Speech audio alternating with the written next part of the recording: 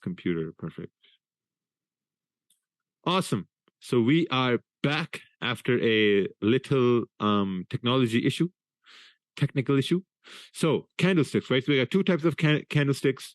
You got the bullish and you got the bearish, right? First, we talked about the bullish one. Bullish candles, they start from the bottom and they close at the top, right? Same time, you have the wicks. This is basically called the range. The reason why it's called the range is that when you have the next candle opening, this is the range where the next candle can move into, right? And this is also something that we talk about with wick fills as well. And the bottom one is always called a liquidity wick. This you can try to look at it from like, a liquidity wick, something you can look at it from like as if like a rocket ship, or like, when you have a what's that thing called? The thing you pull back and like, whatever, right? So you pull something back, you let it go, it starts to go forward. So this is what the liquidity wick is. So most of the candles that do form, yeah, a slingshot, perfect, slingshot. Like most of the candles that you do have, they will have a wick on the opposite side. And this is where it forms basically liquidity wick. When you're talking about the bearish candle is completely the opposite. It starts at the top and it closes at the bottom. Like it starts at the top, the price is going to go down, it's going to be lower in price, and it's going to close at the bottom. You're going to have a liquidity wick at the top, like price started to go up, but it couldn't move up. And then it came down to create a range. And a range is obviously like, when the next candle can continue down to fill this range.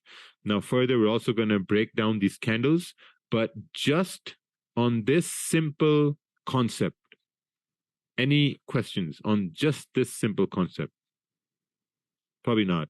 We're good? All right, very good. Okay, very good. Perfect. Go well. Okay, candlesticks. Now, there are also some candlesticks that have no wicks on them. I'm pretty sure this question was coming. Oh, what about a candle with no wick? It's coming right now. Candles without wicks basically means there is no range for the next candle to fill. Usually when there's no wicks on the candles, there's a 50-50 chance that the price will move where you want it to go. For example, let's say we have a bullish candle and a bullish candle has no wick on the top. And if someone's going to ask, what if a candle has no wick at the bottom? Just relax. It's coming, right? If a bullish candle has no wick on the top, this means there's no range for the next candles to move up. Right? This also means that if, let's say, for example, this candle had a wick on the top, this means that the next candle can, like, come down and move up because you got this range here to the left-hand side. Right? Right? So, now, if this candle has no wick on the top, this means there's no range. This also means that the price never made a high. It just closed, right? This means there's a 50-50 probability that the next candle can continue to push up. So whenever I see a candle like this and it's forming, I always wait for the next candle to form. Well, not always, because, there are certain scenarios where you can bounce the probability in your favor whenever you have a candle with no wick on the top. But that discussion is for some other time. Like I was meaning to create a webinar on that specific concept. It's a little bit advanced, but we're going to do that some other time, probably like next month for like Christmas or something like that. So we can, something like that. But anyway, so whenever I see a candle with no wick on the top, I look at it as a 50-50 probability for the next candle to go up. If a candle has a wick on the top, then there's a higher probability that the next candle can continue moving in this, direction. So no wick on the top, I don't trade, I wait for the next candle to close. Same thing goes with when you have a bearish candle and a candle closes with no wick on the bottom. Same thing. I just wait for the next candle to close. Like a 1 hour London Open candle, which value is more important, the open or the close of the candle? It's not like which value is more important. what more important is how the candle is closing. That's the most important. Could you please go back to preview slide when you got log on a bit after you provide the new meeting ID? What? Oh, the previous one was just basically what's a bullish candle and what's a bearish candle. That's all what it was. If there is more volume, it's also possible to no wick on top. Okay, so we're going to talk about this now. Would you take next candle if it retraces? No, that's for some other webinar discussion. Okay, now, if we have a bullish candle, right? A candle closes bullish, which means price is moving up, and the candle has no wick at the bottom. This I would look at as having a very high probability for the next candle to continue bullish, right? I will look at this as having a very high probability for the next candle to go up, because this candle, it didn't even move down, not even a single one bit. Like sometimes, like, you know, the candles can have like a tiny, like, you know, wick like this, like a pimple or a pigtail or whatever, but that's also totally fine, because if it has like a very small wick or no wick at all, this means this candle has a very high probability for the next candle to continue to push up, because there's a lot of volume in this candle. The same thing goes for, you know, when you have a bearish candle with no wick on the top, like price is moving down and it has a range right here, and it didn't even move up to create a top wick. This means there's a very high probability for the next candle to continue pushing down.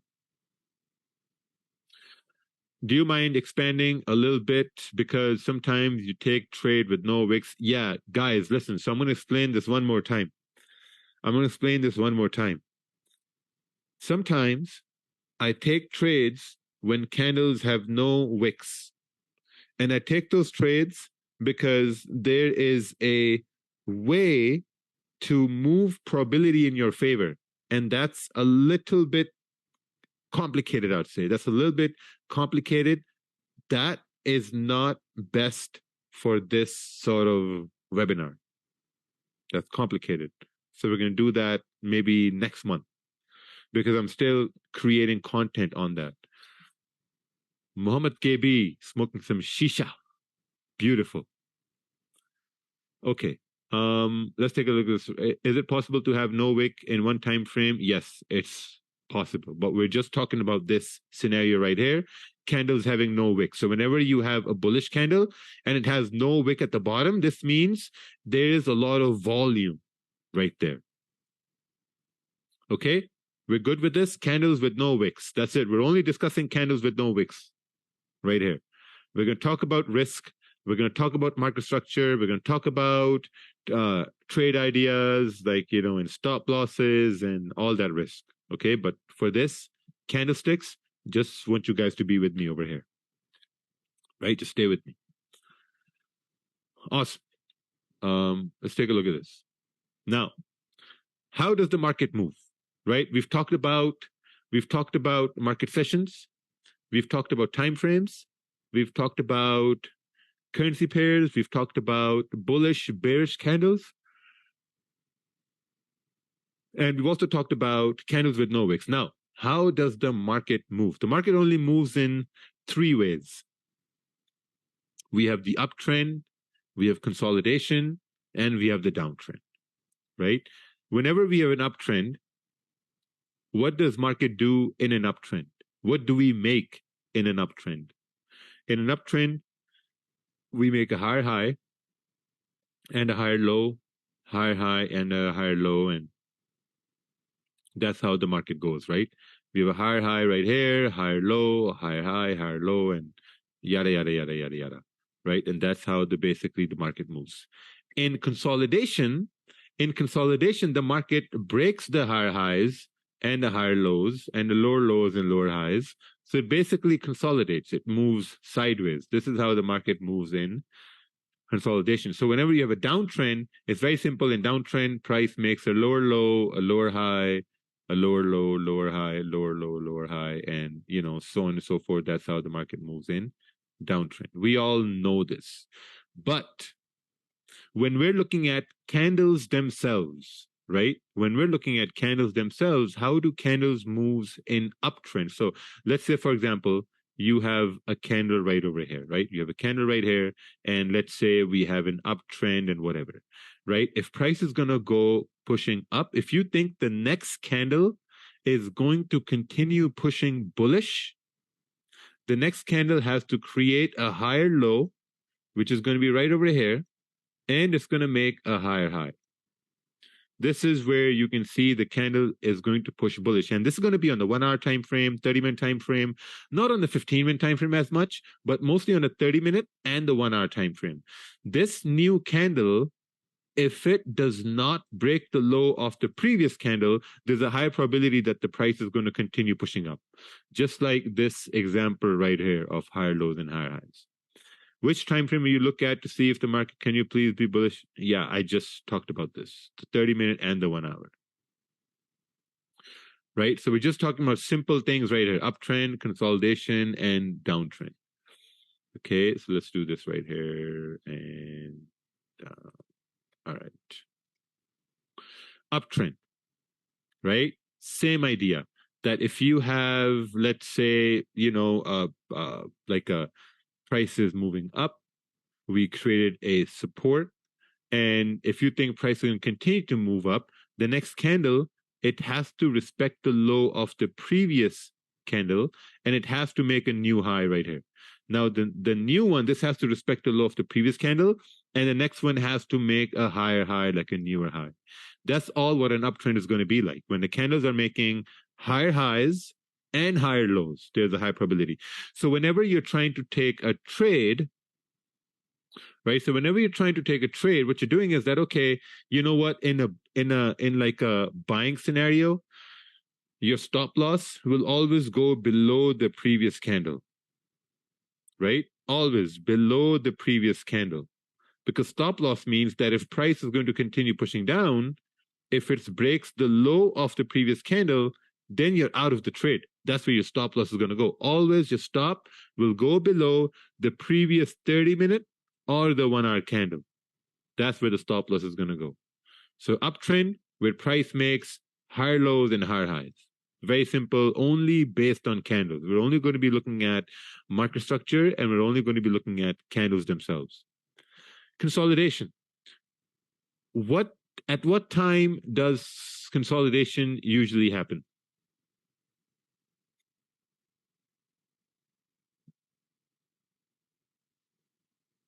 No one knows. Oh, Asian session. Okay. Low volume. Yeah, low volume.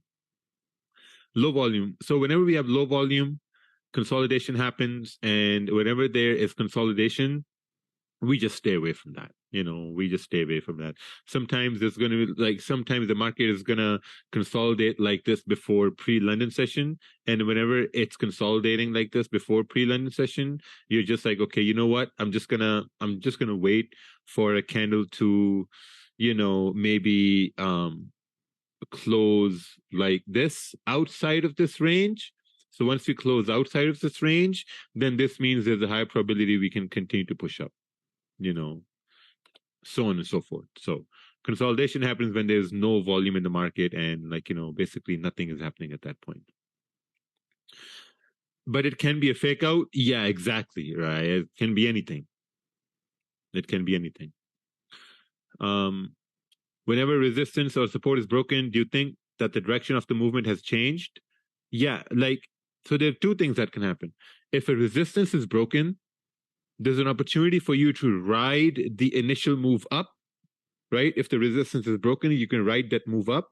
Or if you miss that initial move up, then there's a possibility for price to retrace, to create a retest, and then continue moving. But if it comes back in the range, then obviously it's fake out. But we're not going to go into that fake out information as if right now. Okay, so we're good with downtrends, uptrends. This is a perfect example of a downtrend, of a possible sell, because price created a resistance, and the resistance was formed once we have the candle forming like this. And also look at the candle bodies, right? So look at the candle bodies, this is something very important. You look at this. This is a bullish candle body, which is kind of okay, you know, and the next candle body is much bigger than the previous one, right? Let's not talk about this candle having no wick. And now when we look at the next candle body, this is getting smaller than the previous body. What does this mean? Now the next one is even smaller. What does this mean? When the candle bodies, they start to get smaller and smaller, this means that the volume in that direction is decreasing. Right? Make sense? So whenever the candle bodies start to get smaller and smaller, this means the volume in that direction starts to decrease. And then when you look at the next bearish candle right here, this body is bigger than the previous one. Right? So this means there's a high probability for price to continue pushing down, because whenever you see these situations, you have to ask yourself that, okay, what's the probability that the next candle will continue to move down or the next candle will continue to move up? You don't even have to take a trade. You just have to ask yourself this question. What's the probability for the next candle to continue pushing down versus continue to push up? And there's your idea right there.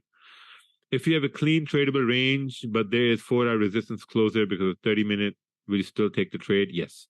If it breaks previous low without, yes. But there's huge exhaustion wick, so I can take an impulse short, sure.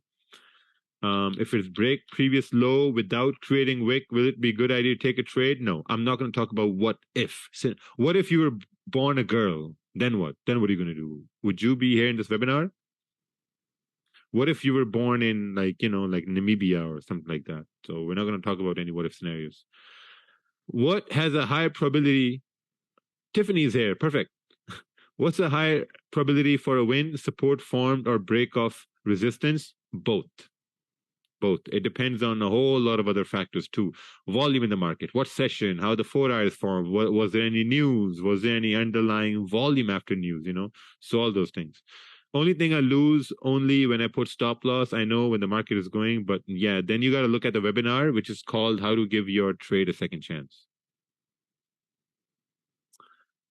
All right. Okay. So we're good with this. Any questions regarding just this? Just this. Any question regarding just this? Clear concept. Perfect. Awesome. Rajat's created a nice ecosystem. Guys, you guys don't even know the amount of ecosystem we have created. We just finished developing another thing that we're bringing. It's called Dominion Prop Tech. Dominion Prop Tech is a technology provider for prop firms.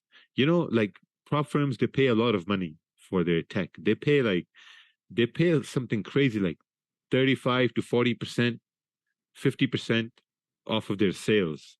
So, I mean, yeah, it's nuts. It's very, very nuts. It's a big monopoly. Okay, best time frame to find the trend: 4-hour, 1 hour, 30 minutes. You can discuss about impulse entries. No, way too complicated. Risk to passive funding challenge irrelevant. If the previous candle stop loss is too far, where would you put the stop loss based on a smaller time frame?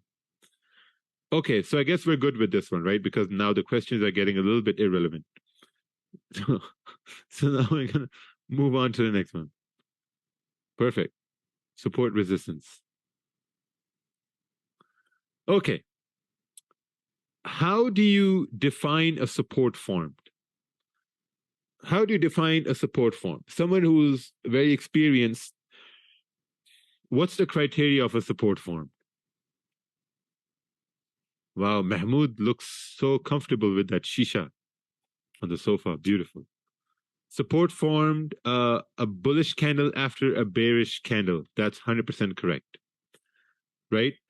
100% correct. The support is formed whenever you have a bullish candle after a bearish candle. So let's say you have a bearish candle coming down like this, boom, boom, boom, and then you have a bullish candle formed, support form, right? In resistance, it's the opposite. In resistance, you have first a bullish candle, and then you have a bearish candle form, and this is your resistance. Boom, boom, boom. Resistance right here. That's how I look at supports and resistances. That's it. Right? A support is an area on the chart from where the candles are most likely to reject. Okay? Which also means there's a high chance for them to finish bullish. That's it. That's the concept. A support is an area where there is a high chance for candles to finish bullish. If the candles are finishing bullish in an area on the chart, that's called support. Support is found at the lows of a particular time frame. Lows, like at the bottom of the market structure. For candles to move bullish, they have to create higher highs and higher lows. Right? Like from support, there's a high probability for candles to form higher highs and higher lows. 30-minute and above time frames provide the best confirmation for supports. Very, very, very simple concept for support. Right? So let's say price comes down, right? And this is a support, and you have a bearish candle, and you have a bullish candle right over here. You have a bullish candle right here, and now you're saying that, okay, where can the next candle go? You're like, okay, well, maybe it can go down, maybe it can go up. You wait, next candle goes up. Now you got to ask yourself that, okay, now if our range is up over here, what's the probability of the next candle to just drop down, or what's the probability for it to go up? That's all what you're calculating in your mind. In your mind, you're just calculating that, okay, is there a higher chance for the next candle to go up, or is there a higher chance for the next candle to go down? If the next candle has to go up, what does it have to do to go up? It has to respect the low right over here, and it has to create a higher high to continue to push up. Like this candle has to look something like this to go up. Well, not as ugly as that, but you get the point. So that's all what it is. Now you're waiting. You're like, okay, perfect.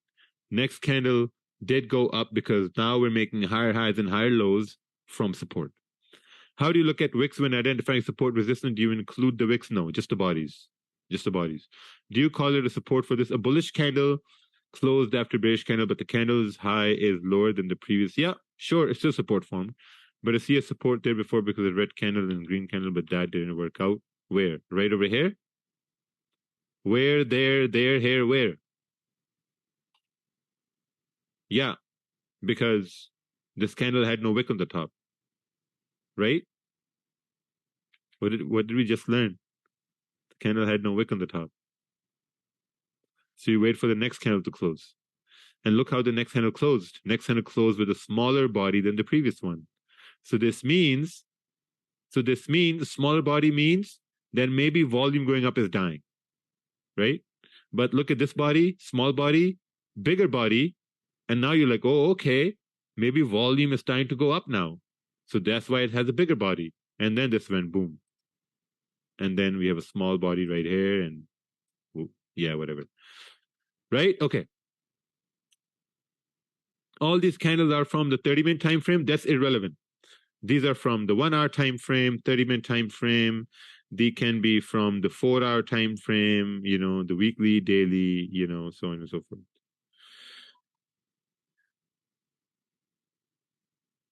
Some guy owes me money, and this guy is not paying me. Do you try only to catch one candle? Yeah, I try to catch one 30-minute candle. Because if I'm trading gold or if I'm trading pound yen, one 30-minute candle or one 1 hour candle is going to be more than enough. That's all what I'm going to try to do. Okay, let's take a look at this resistance thing right over here. A resistance is an area on the chart from where the candles are most likely to reject, which means there's a high chance for them to finish bearish, right? A resistance is a place where candles can finish bearish. They have a high probability. Resistance is found at the highs of a particular time frame. Obviously, for candles to move bearish, they have to create lower lows and lower highs. 30-minute and above time frames provide the best confirmations. Now, we have a scenario right over here. And what does this scenario tell us? This scenario tells us that this was a strong body candle. And next we had a doji, which means indecision. Then we had another doji, which means indecision. So after looking at these two candles, where do you think price is going to go? Can we tell where the price is going to go? Can we confidently say that the price is going to go up or down? No, we can't. We don't know. So we got to wait for price. So we got to wait for the next candle to close, basically. So we're going to wait for the next candle to close, and next candle closes bullish. Someone said sell. You know, this is why you lose, right? Now the next candle said, okay, bullish. We're like, okay, awesome. Bullish, but we have these wicks right over here. So we got to wait. Now we have a bigger body candle forming right here. We have clean range. Even though sometimes we cannot take a trade, right? Sometimes we cannot take a trade, we can still kind of like, you know, we can still guesstimate where the price is going to go. So just by looking at this right here, you can say, okay, like, you know what? Yeah, this looks like a sell.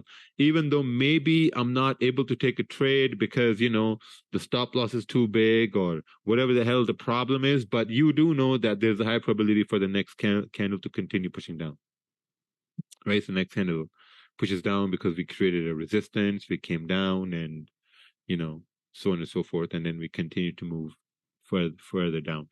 So in this slide, all we had to focus on is support. A support is formed when you have a bullish candle forming after a bearish candle, right? A resistance is formed when you have a bearish candle forming after a bullish candle resistance. That's it. So any issues at this point right here? Support resistance. Good to go. Good to go. Perfect. We are good to go.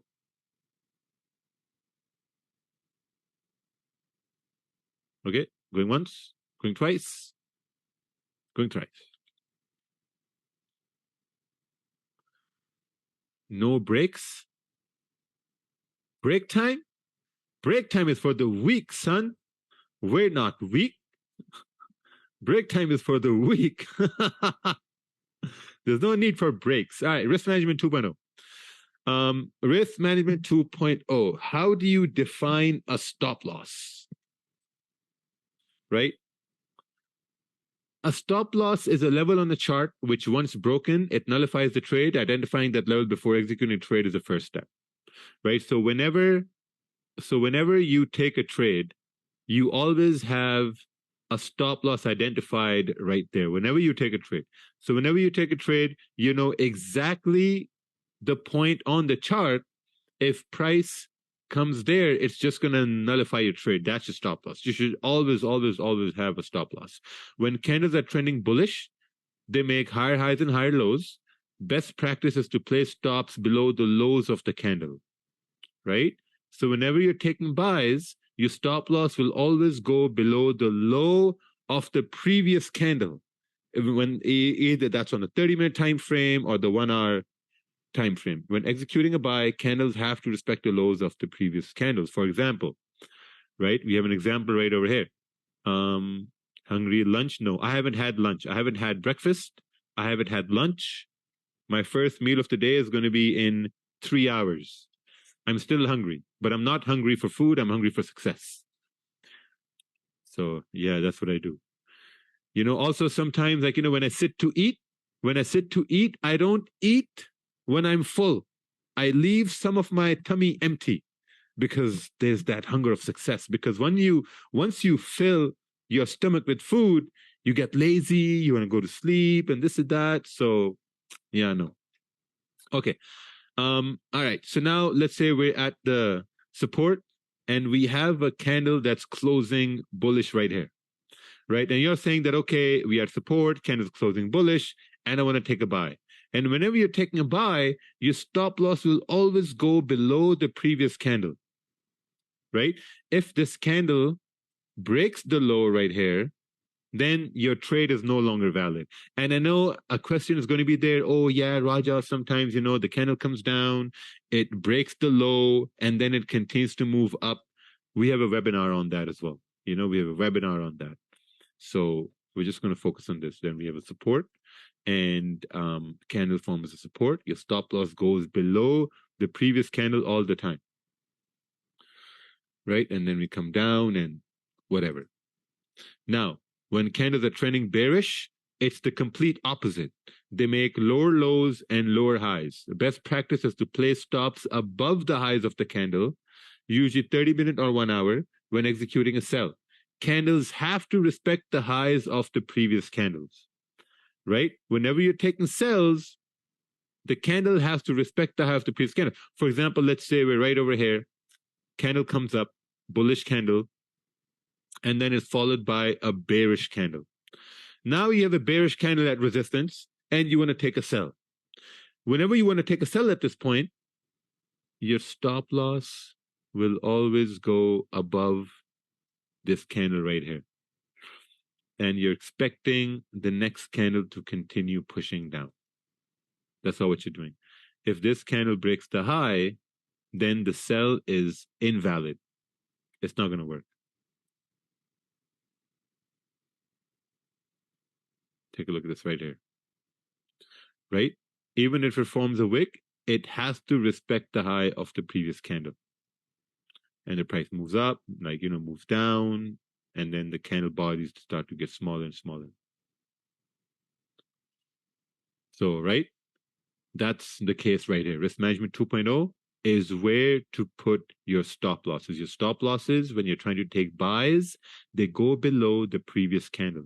If you're trying to take sells, they go above the previous candle. Do you think it's advisable to add the spread or not? Yeah, add the spread. I usually put the stops like 2 or 3 pips above the candle if I'm taking a sell, or 2 to 3 pips below the candle if I'm taking a buy.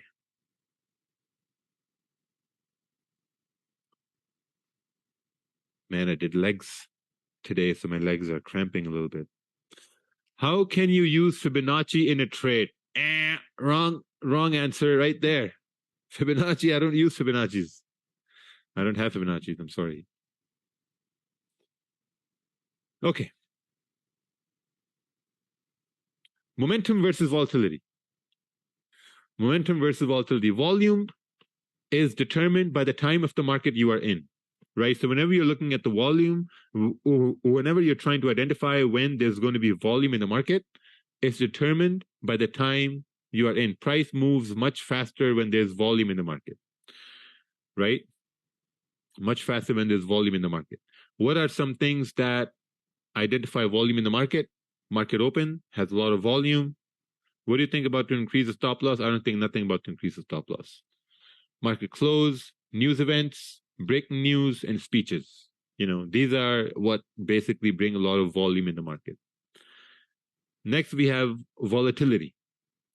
Volatility is the uncertainty in the market, right? Sometimes you see candles that form like this, right? Sometimes you see, we have a support and candle is moving up like this, and the candle is moving up like this, and then you have, let's say, a bearish candle forming like this, and then you have a candle moving up like this, and then out of nowhere, you have a candle that does this, right? This is a volatile candle. A volatile candle is a candle that breaks the highs and lows of the previous candle. That's a volatile candle. For a 30-minute bullish candle, what if on 15-minute went higher to form first, came down from lower wick, and then ended bullish to bullish in 30 minutes, 15 minutes, and still choppy? Yeah, close 50%. So that's also coming in risk management. Can we have the educational side of the webinar? Yes, they will be given to you by tomorrow or day after tomorrow, right? So volatile candle is a candle that breaks the highs and lows of the previous candle. So yeah, this means that it is really tough to know which way the market will move. During the volatile time, you may notice candles move haphazardly on a chart. which is a sign to stay away till the market calms down. Yes. So whenever you have a lot of volatility with news, with like flash crashes, candles moving up and down, just wait. Just gotta wait. And spreads don't give me any indication. Most times I think out loud, so yeah. So high impact news brings a lot of volatility. Yeah, my AC is working. Dead market hours, market open, Trump, it used to bring a lot of volatility. Sudden change in economy, that brings a lot of volatility.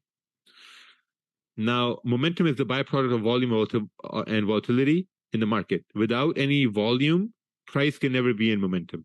Momentum is not measured by an amount of pips.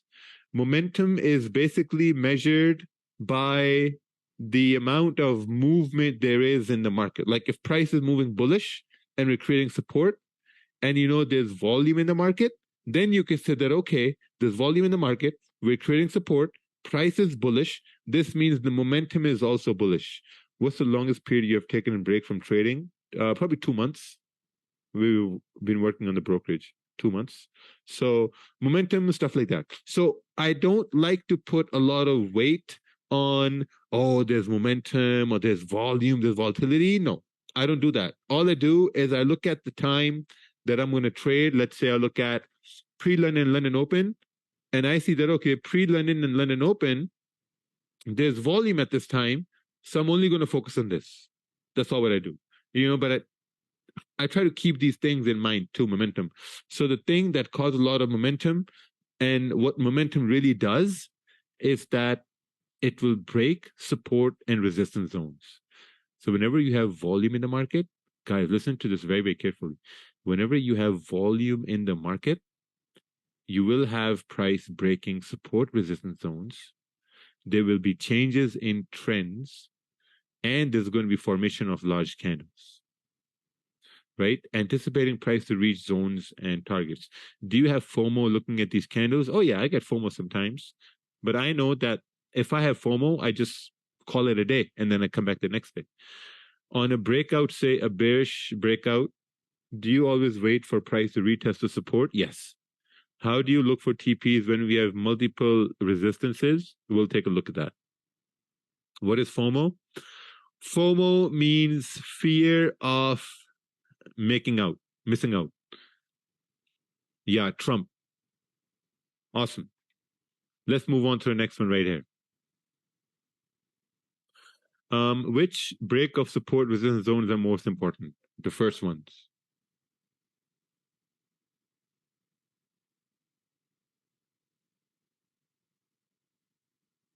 Okay. What are wick fills?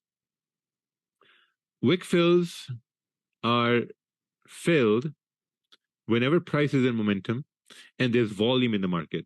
This is where now we are slowly moving into market structure, right? Like directly into market structure, candles and all that stuff. We're slowly moving into market structure right now. Wick fills start from the lower time frame market structure, which leads to high time frame wick fills. So what this means is that you can have a high time frame candle like this, and then you can say that, okay, if someone asks you that what's the that what can the next candle look like, right? And very easily you can say, okay, yeah, there's a high probability of a next candle to maybe look something like this, right? So this was a wick. This is maybe a 4-hour time frame, and it filled the wick right over here. And this is basically what a wick fill is on the higher time frame.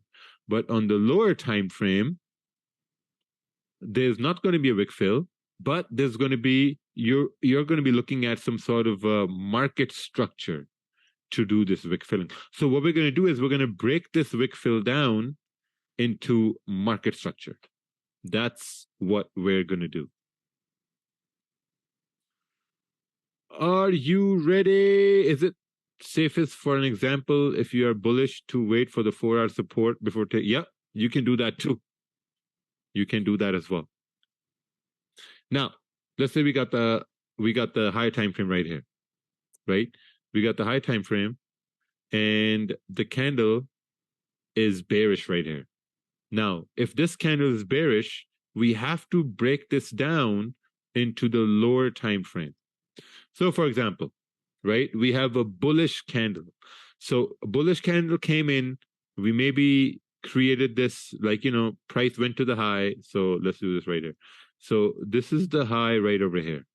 This is the high. And maybe this is the high on this same bullish candle at this point. Next, we have a bearish candle. Now price is trying to move down, which means now we've created this wick right over here on the lower time frame, and the next candle starts to move down, and next candle starts to move down some more. So maybe we're creating a low for this bigger high time frame candle, right? And then price starts to go up. Perfect. So what is this formed? This has formed a low, right? This is the low right here. So this 1, 2, 3, 4, 5 candles, 6, right? So this is 6 candles, and this is, 1, whatever. Now, if we were to ask that, okay, if price is trending down, let's say we were at some sort of resistance, and we have some sort of a resistance right here, and price is trending, let's say down, price is trending down right here. The next candle can form like this, right? So now, if we think the next move is going to be a bearish move, what's the first thing that we need to wait for price to go bearish? What do we have to wait for? One solid red candle. That's correct. One solid red candle we have to wait for. And that solid red candle will mean that we have to wait for a resistance to form. So we got to wait. Can we take a sell over here? No, because there's no resistance. Next one. Can we take a sell over here? Now we're approaching a resistance? No. Nope. Can we take a sell over here? We have resistance formed, right? We have resistance formed. Now, if we're looking at this, you're also asking yourself that, okay, what's the probability for price to continue pushing down? There's a very high probability for price to continue moving down. Let's say this range was, let's say this is a, like a 25 pip range, right? 25 pip range, you can take a sell for price to move down. There's a very high probability for price to move down. And if you go back, so price moves down, right? There's a very high probability for price to move down. But William, what are you doing, man? But are we in an uptrend or a downtrend? William, what the fuck do these arrows mean over here? I also said it. We are in a downtrend, and we are in a downtrend. Like, come on, man. You're attentively typing, but you're not attentively listening. You got to listen attentively, brother. Come on. Right? So we move down. But there's also the case that maybe, so there was a high probability for price to move down, but also there's a low probability that price can go back up, right? There's a low probability that price can start to go up here as well, right? And then if your stop loss was right here, you would get stopped out. Didn't see the arrow. Oh my God. Oh my God. You didn't see the arrow? Holy. Yeah, right? So there can be a lower probability for price to go up. So if you do take a sell, if you take a sell and price goes up and stops you out, that's totally fine. Because you were trading your plan, you waited for confirmation, you took a trade, and you lost while trading the plan. That's perfectly fine. When you do lose trading the plan, you have to manage risk, and that's something that we're going to talk about next. That how to manage risk when you lose a trade while you trade your plan. Right? So, just on this, market structure-wise, there's only a couple things you need to focus on. To wait for the candle to close in your direction, and to wait for a resistance to form. That's all what you got to focus on. So we're good? We're good with this? No, this is not, we're not looking in fundamentals. What if there's no what if scenarios.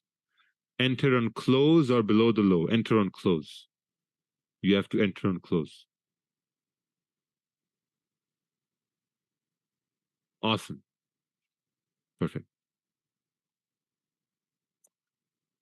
Cool beans. Oh, we moved on further down over here. Right. So let's go. Okay. All right. So let's take what's the time right here? This is 3:10. Let's take a 5 minute break. Let's take a 5 minute break and then we're gonna come back in 5 minutes. I'm gonna leave this open right over here as well. So we're gonna take a 5 minute break and then we will come back and we're gonna talk about managing risk. Perfect.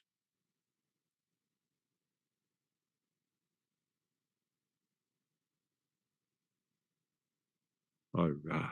Oh, Razo is driving. I like the determination. Very nice. I like that. What if we were going back and filling and we had one or two small supports in the lower time frame? Yeah, like, no. We're not going to talk about what if scenario. There can be, but then you're counting on volume. But anyway, it's break time. So 3:12. Let's come back at like 3:12, 30, 40, 50, 3:17. Hassan Chata listening to you in the gym. All right. We'll be back in 5 minutes.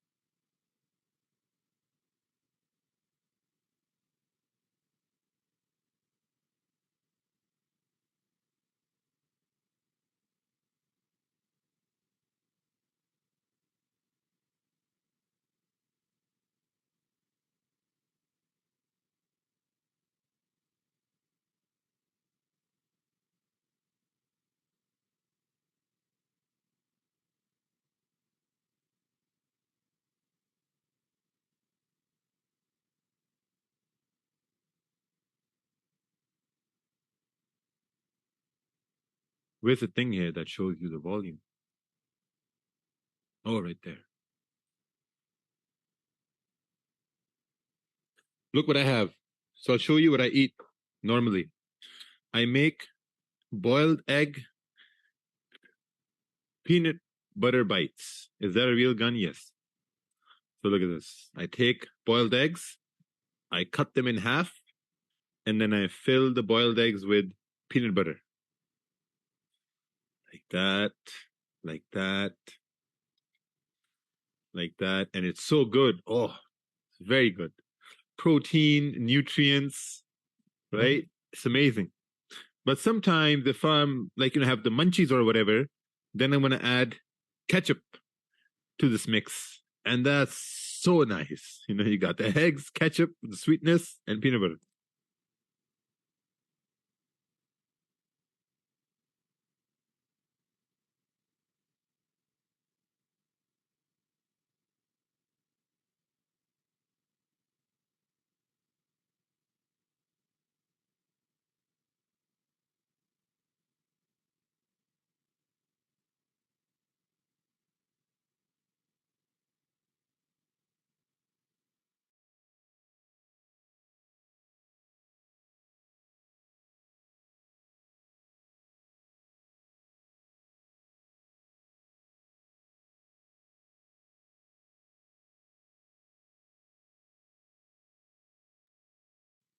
All right. One more egg and then we're on our way.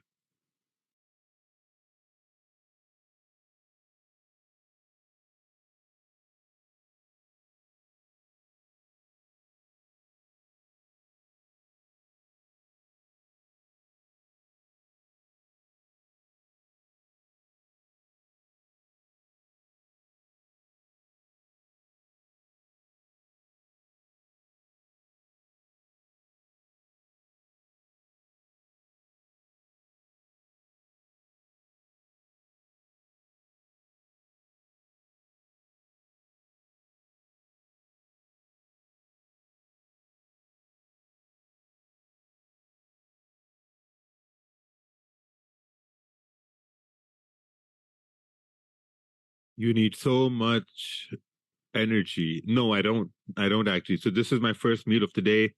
Eggs with peanut butter. In about 3 hours, I'm gonna have some chicken, and then in the evening, I'm gonna have two lava cakes. Domino lava cakes. Oh my god, so good. Two lava cakes. Yeah.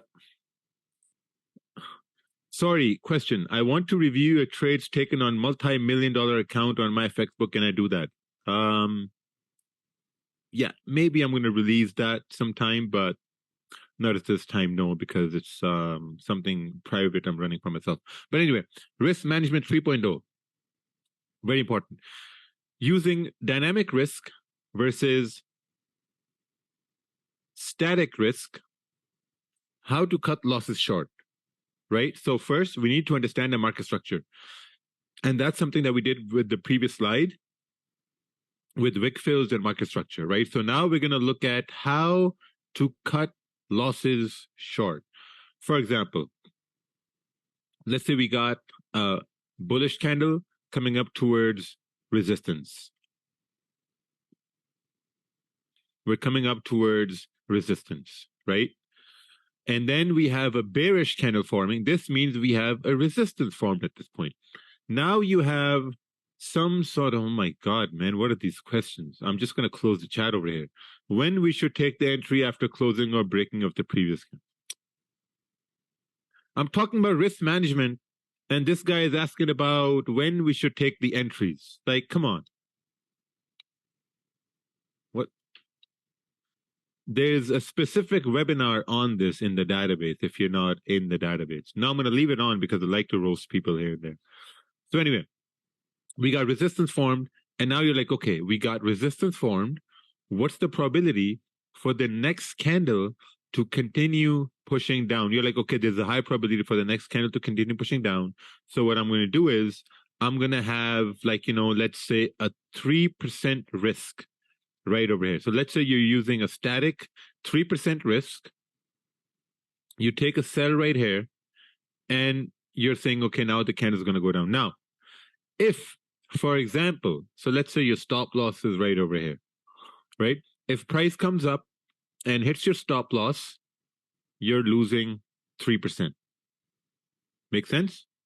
Makes sense. You're losing the full 3% if price comes up and hits your stop loss. That's static risk. In the same way, if let's say you have a bearish candle forming, and then you have a bullish candle that's forming right over here, right? And the next one, you say, okay, like, you know, there's a high probability for price to continue pushing up. You're like, okay, I'm going to have my stop loss below the candle and anticipate the next candle to move bullish. And you're still like, you know, you're buying at this point. You have a 2% risk. If price comes down and hits your stop loss, you're losing 2%. Right? This is static risk. Now we're also going to talk about later on how to manage risk when you're using static risk, right? So the idea is to never let hit you with a complete risk. This method takes experience, and dynamic risk is extremely useful. Now, when you're using static risk, obviously you're losing full 3%, full 2%.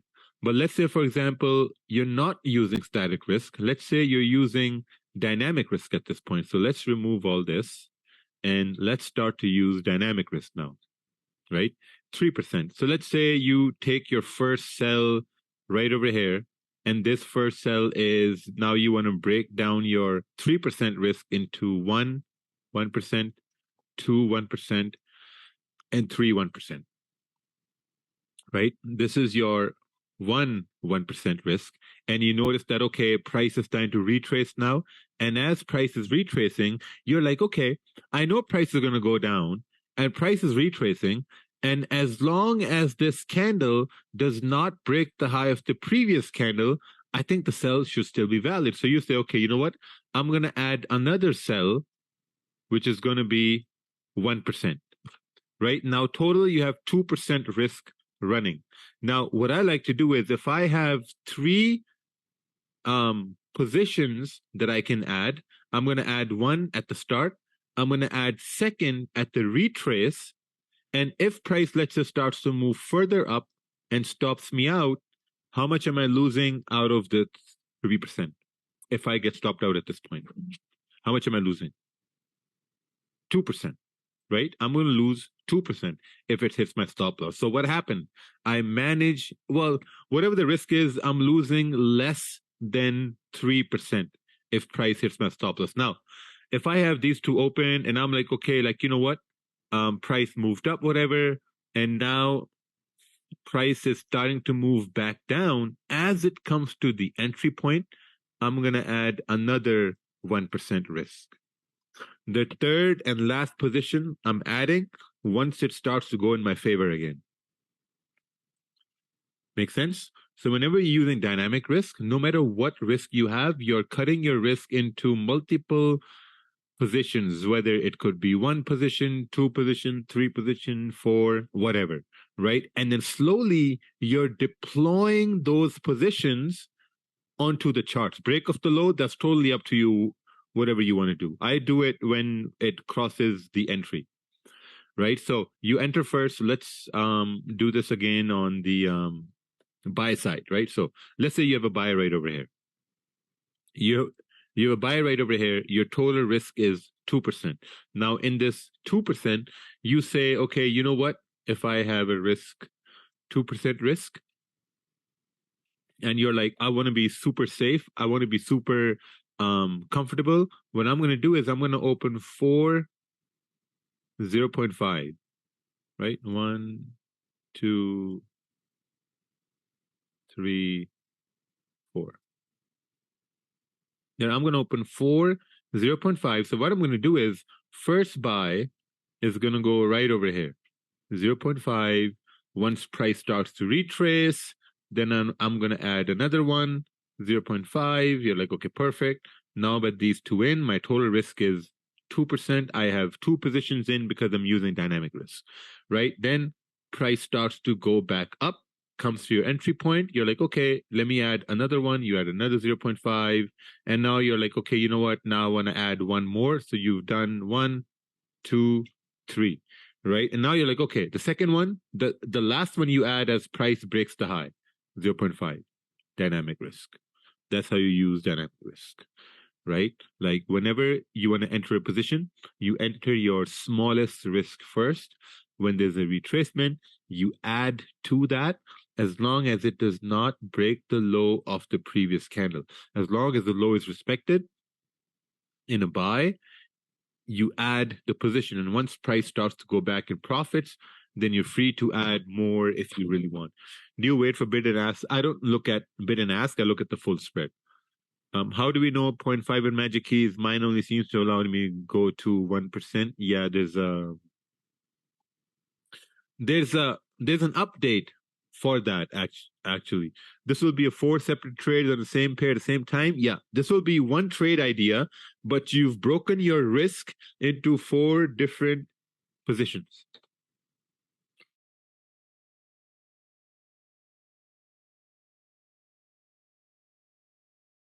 Yeah. So basically you've broken your trade. It's the same trade idea, but you've broken your trade into 4 different positions. That's all what it is. Right? So I like to use static risk.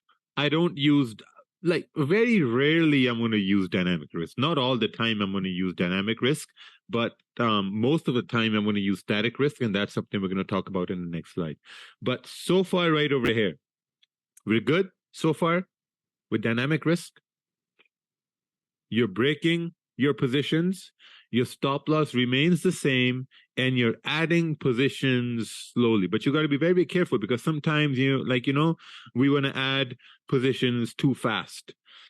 Like, our button, like, hold on.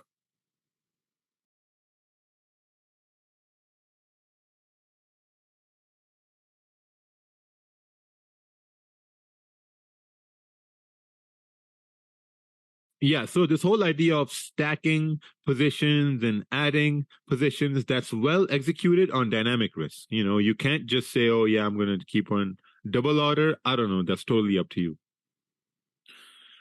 So, awesome. Let's move on to the next one. All right, let's move on to the next one over here. So the idea is to never let price stop you out with your complete risk. So no matter whatever your stop loss is, you're never letting price hit you with the full thing over here. All stop losses below the last low, or all stop losses are at the same thing. Dynamic risk is extremely useful when the probability of outcome is low and you want to enter with a lower risk. It's always best to practice reduced risk when you're unsure. So whenever you think that price can go in your favor, but you're not 100% sure, or let's say you're not fully confident, then you can use dynamic risk, because you want to go in slowly, low risk, see how it goes, then add risk more, then add risk, and that's how you do it.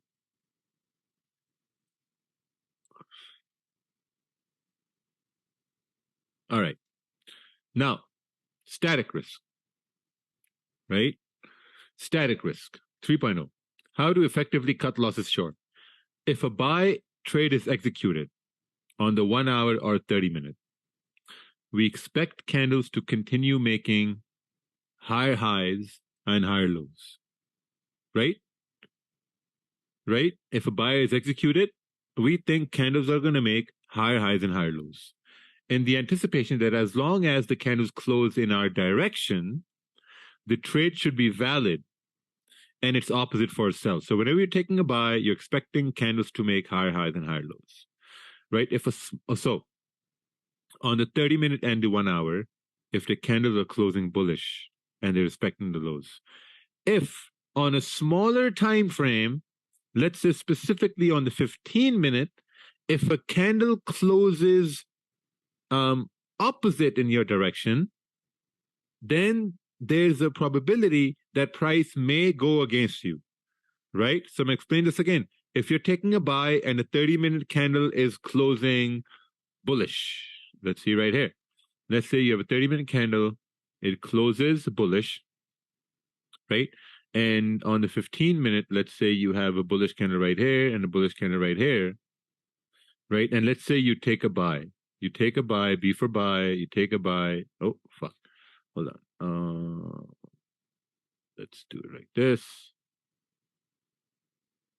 Right? So you take a buy right over here. You take a buy. Now you're expecting the next 30-minute candle to continue up, which means that the 15-minute candle should also continue pushing up. But if the 15-minute candle closes bearish right here, I'm closing 50%. I'm closing 50%.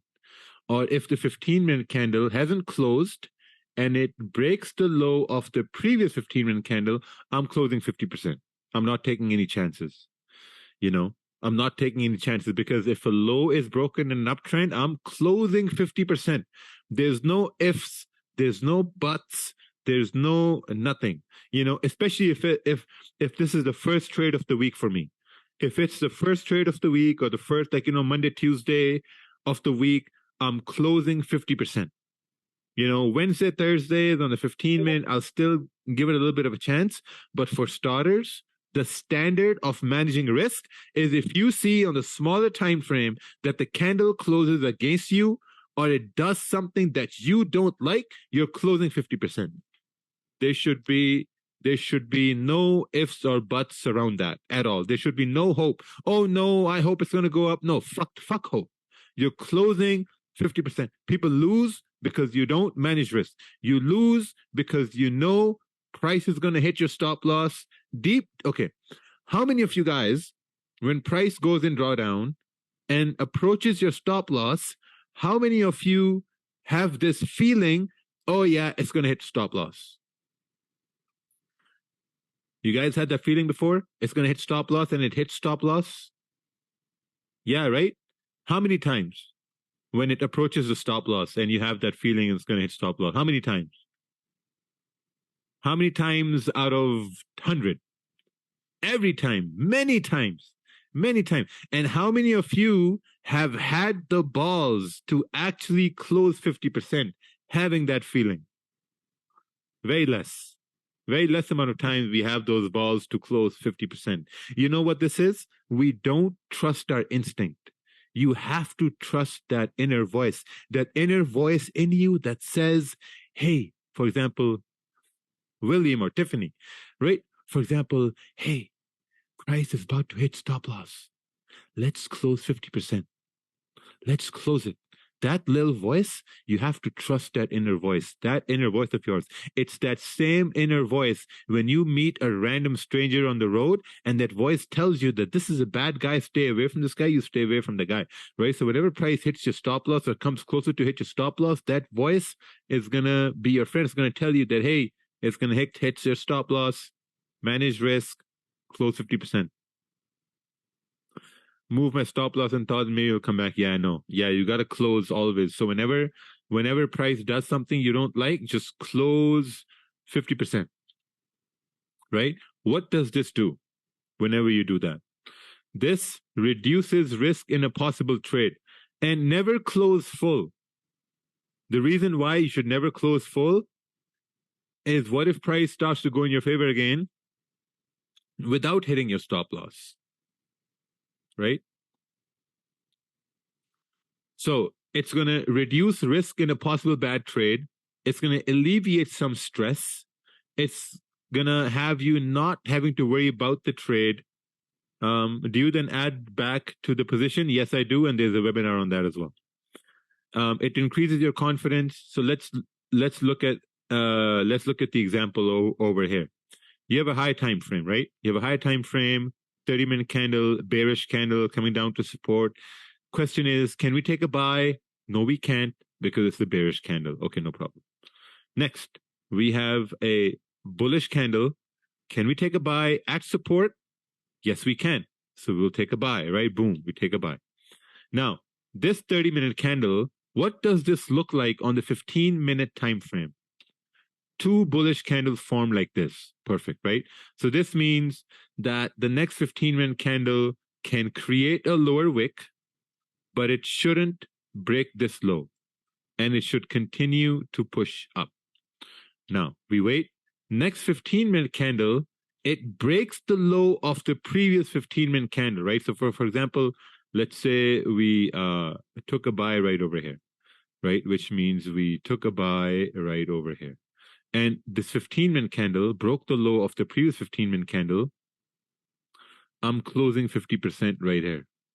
50% close right here as it breaks the low right here. Right? So this bearish 15-minute candle looks like this on the 30-minute time frame. Bearish, right? And the next one can go up. But point to remember is that there's no rule on how much percentage you should close. With practice, you will be better. Always be aware of the candles closing against you or breaking the lows or previous highs of the previous candles. Right? It's very important. Whenever a candle does something that you don't like or you haven't seen before, just close 50%, 100%. Just close it. There's no need to wait or hope and stuff like that. And don't close the entire thing, because sometimes, like, when price comes to our stop loss, we panic and we close everything. But close 50%, 90%, 80%, leave something running. Because when you leave something running, right? So let's say, for example, right here, right? Right here, you close 70% and you leave 30% running, and your stop loss is right down over here, and price never comes to your stop, it starts to go back up here now. Now, what happened? You're still in the trade, right? You're still in the trade. You feel better about yourself, right? But if you close the whole thing and price goes back up, now you're like, shit, man, here we go again. I have missed the trade once again, a winning trade, because I panicked and I closed 100%, right? You close partials and you leave the rest running. The more you see this happen, the more confident you're going to get, and the more you're going to start to think of ways that, okay, where can I add a position back to my trade? Because we have a webinar on this too. Right? So always let something running. Always, all the time. 0.01, 0.1, 0.05, I don't give a fuck. But leave some small amount still running, because that small amount running in your favor, it can really help you mentally. Psychologically, it can really help you. If it closes but doesn't break the low, you close 50%? Yes, I do close 50%. I do. That's my rule. In the beginning, it was my rule. But then, as you become more confident, you start to take more chances, you close less amounts. Also, it depends on if you're in profits, if you're in profits, let's say Monday, Tuesday, Wednesday, then Thursday, you close less, you let the rest run. So, confident. So the goal is to preserve capital, keep it safe, and don't F up. That's a bad word, so we're just going to use F up. In what situation you close full? Most of your losses are less than 5 pips. In what situations I close full? I very rarely close full. Only when I'm trading news, buy stops, sell stops. That's when I close full. But in this one, this was when you're using static risk. We're good with that? So when our entry management should be done on 30-minute, not 15-minute. Yeah, it should be done on 15-minute. I do trade risk management on 15-minute, sometimes 30-minute, right? So far we're good.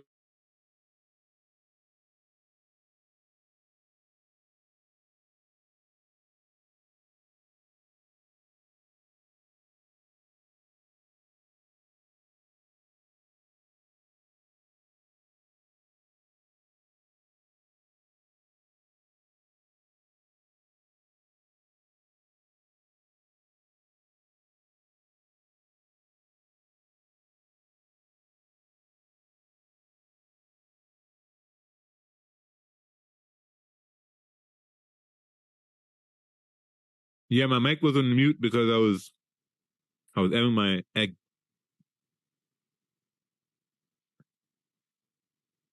How important is it to start off the week in positive account balance? Sometimes my week starts with a negative. Sometimes my week starts with a loss. But But that's fine. That's no big deal at all. How long do you wait for CPI? Ryan, as much as I love you and as much as, like, we're like friends, that's an irrelevant question for the CPI during this webinar. Do you sometimes also check 5 minute? No, I don't.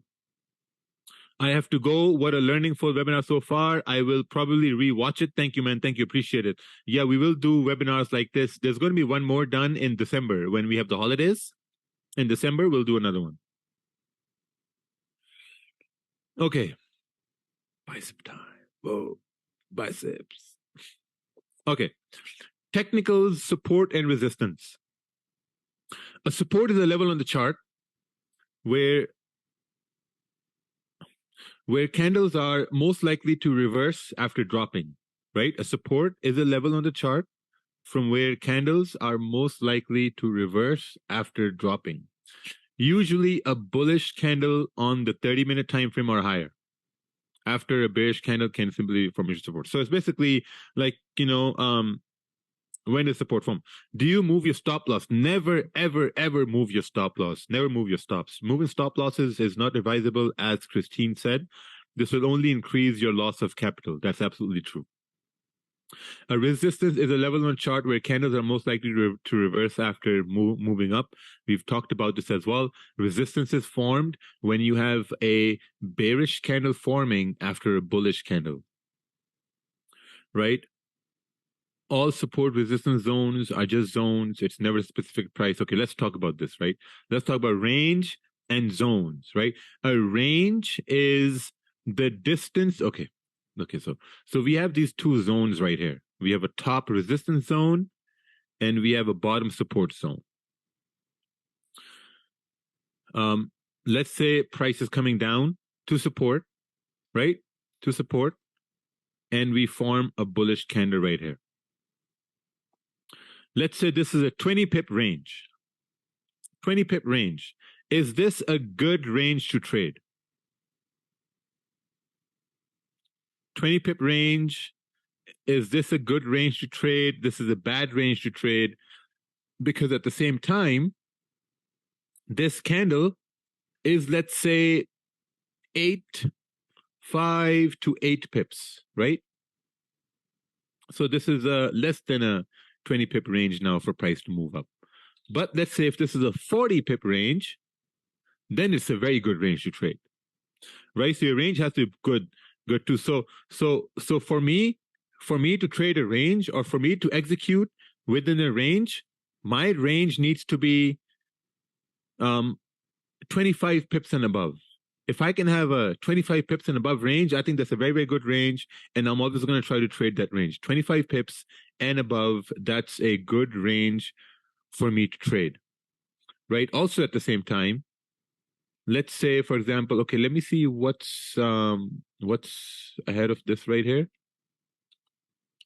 Okay, right. So now, for example, let's say that now in this scenario, we had a candle closing down at support, right? You can easily take a buy, even if it's like a 40 pip range. Let's say this is a 40 pip range. You can still take a buy after this candle close. But what if this bullish candle was, let's say, somewhere right here in the middle, right? Let's say this bullish candle was somewhere right here in the middle.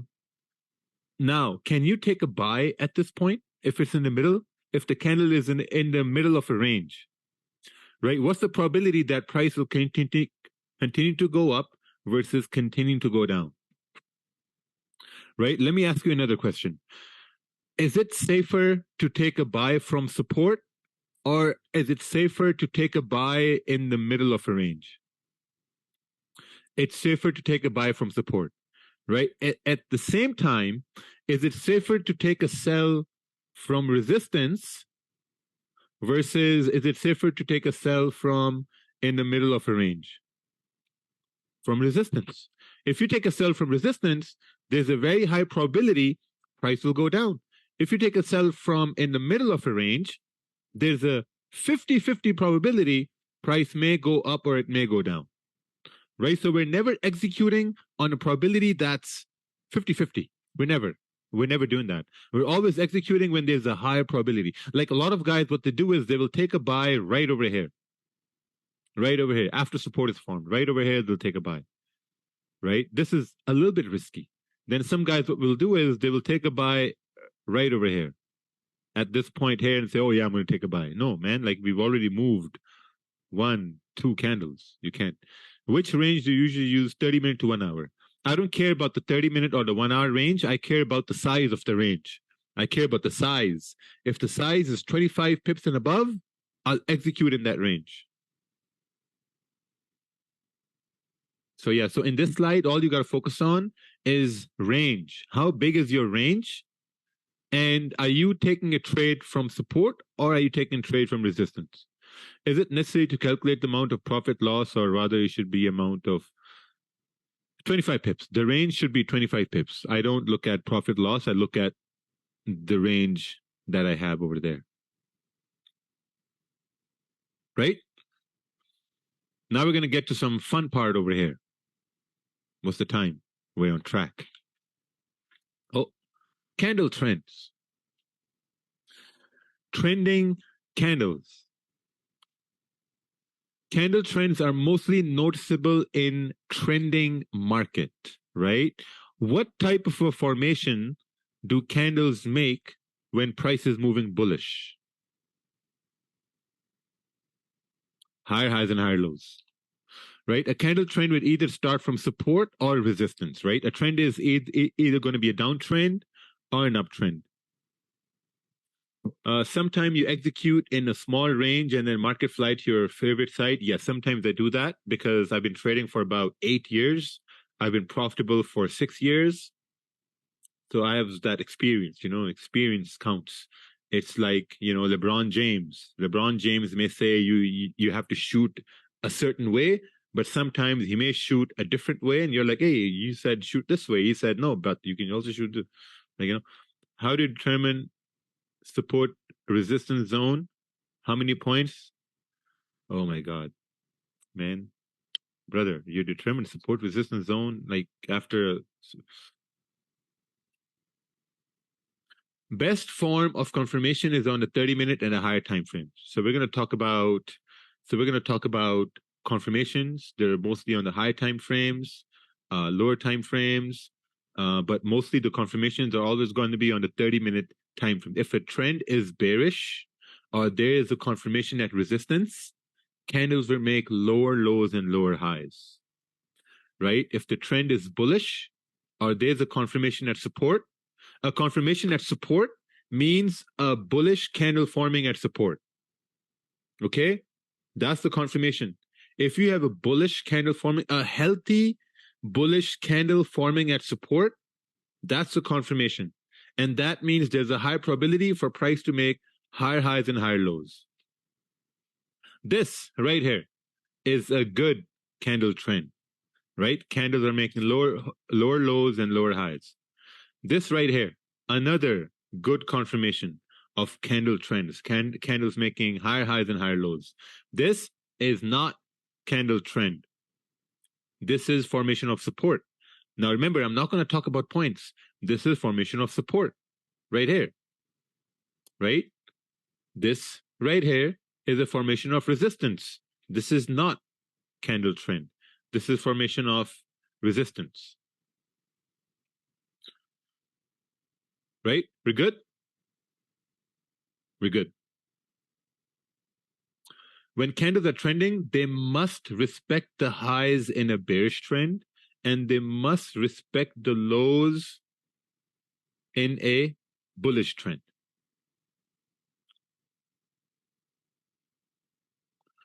All right. Oh, it's this over here. Let's do this. Okay. So now we have a chart. So I want some sort of I want some audience. So raise your hands, whoever wants to do this here.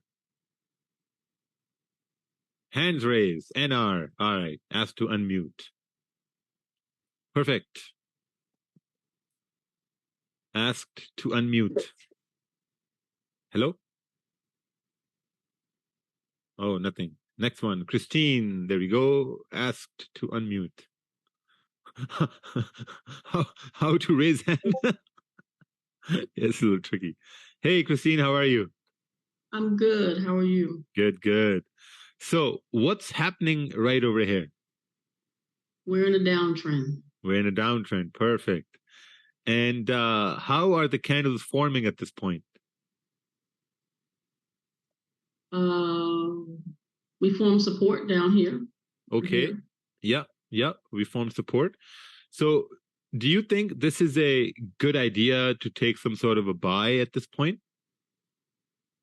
No. No? Okay. Not yet. Oh, yeah. Not yet. Not yet. Okay. I need another candle to break the previous candle. All right. So you're going to wait. Yes. All right. Let's wait. Oh, what's happening over here? Uh-oh. Hold on. We have some problems. Oh, these are not working. Interesting. Okay, let's do this one. This one. Yeah, that wasn't working. So same idea. We have a downtrend. Mm-hmm. Right? We have a downtrend at this point.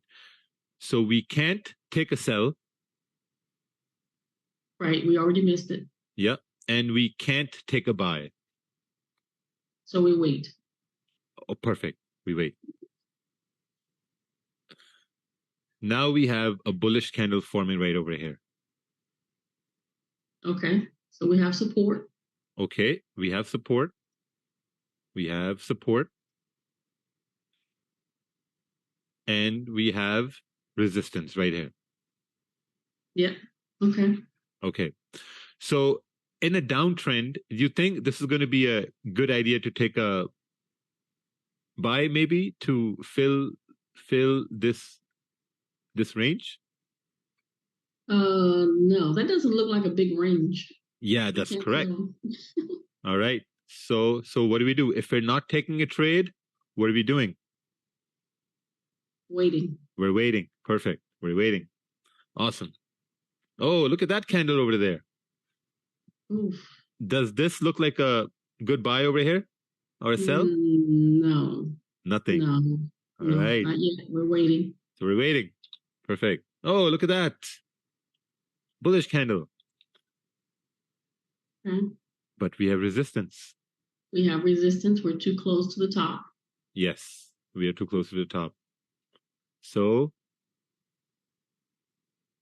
we wait. Wait, okay, waiting. Oh, look at that.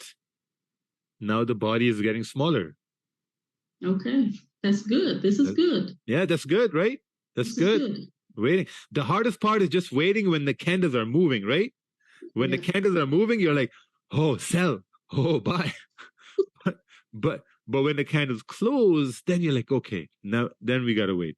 What disqualified the first support? This one? Nothing, because this was a clean candle right here. Oh, wow, look at that. Now the bodies are really dying. So now I'm thinking the bullish candles are losing momentum. So yes. I'm looking for some resistance, maybe. Okay, perfect.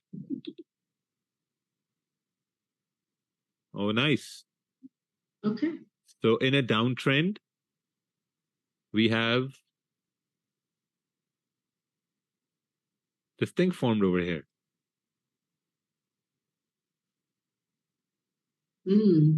Okay. So what's Christine doing over here? Well, we're still in the middle of a range and we're like right dead in the middle. So we don't have a trade yet. Okay.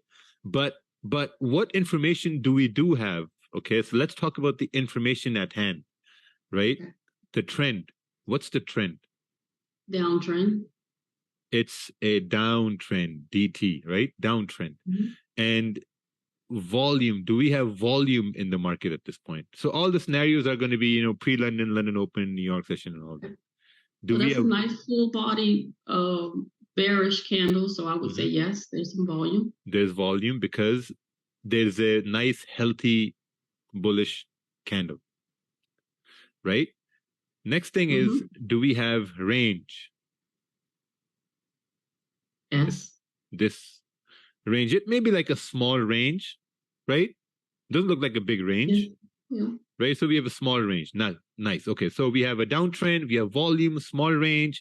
Now, when we studied about momentum, we looked at momentum and we looked at volume, and we have this zone right over here, right? These zones are mostly broken when we have momentum in the market, when we have volume in the market.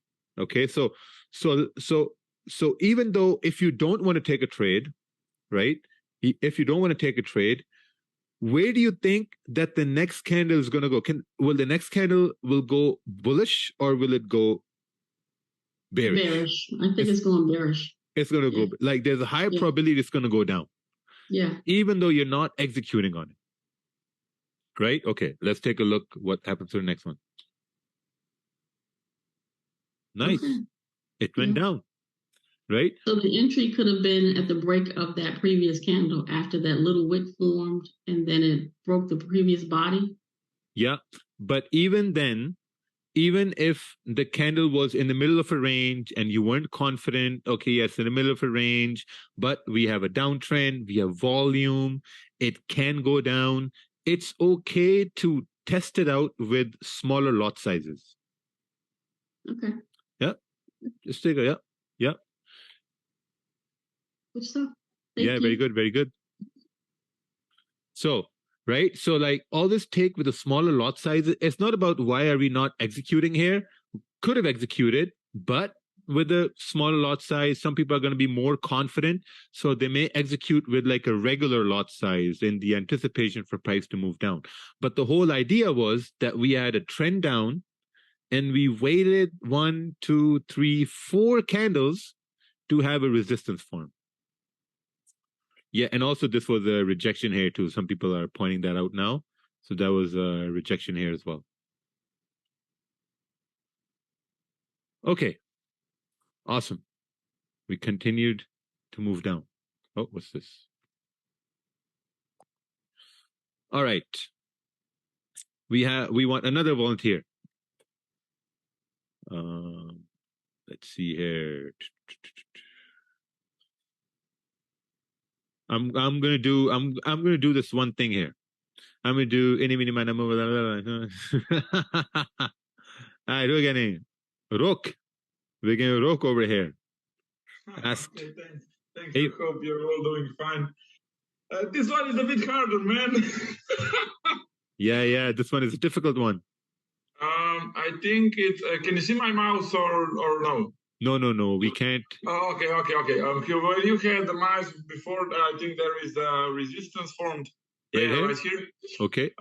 And I would see the lower point, the lowest low. Yes, this one. No, not here on the left. Yes, I would count this as some sort of a support. So I would not take any trade here because the price is in the middle of this range. Okay. But here's the question I've been trying to ask: is this on the left where we see the candles forming lower bodies? It's a small range. If you move from the, it's very hard to navigate if you don't have a mouse. So this is all we want to know. That are you taking a buy, sell, or waiting? Waiting. Yeah, that's it. Simple. Yeah. Simple. Okay. Yeah. Just one question, if I can ask. Is this zone here where the price formed a small support above your mouse right now? Above your mouse on the left here, yes. Is this an area worth considering as important or not? This is not important because if it was important, then these candles would have done something right here. Okay. So the important ones are the ones that are drawn here. Like I said, it's a high and it's a low. Yep. It's the zone that you. Okay. Everything fine. Thank you. That's true. All right. Discard 1 sec. Seems like this is not functioning the way I had hoped. I'm having some technical issues over here. 1 sec. So how do you do this right here? I want to do one. Yeah, don't worry. Okay, perfect. 1 sec over here. Let me quickly fix this.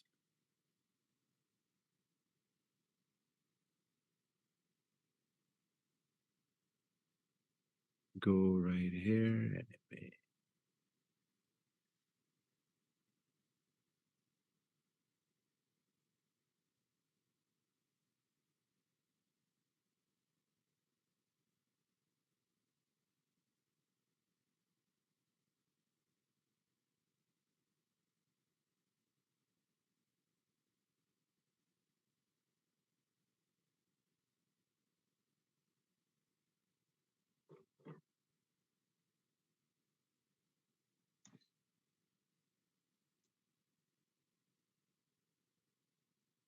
Okay, and we are good. Okay, but now I see all the faces, none of the charts.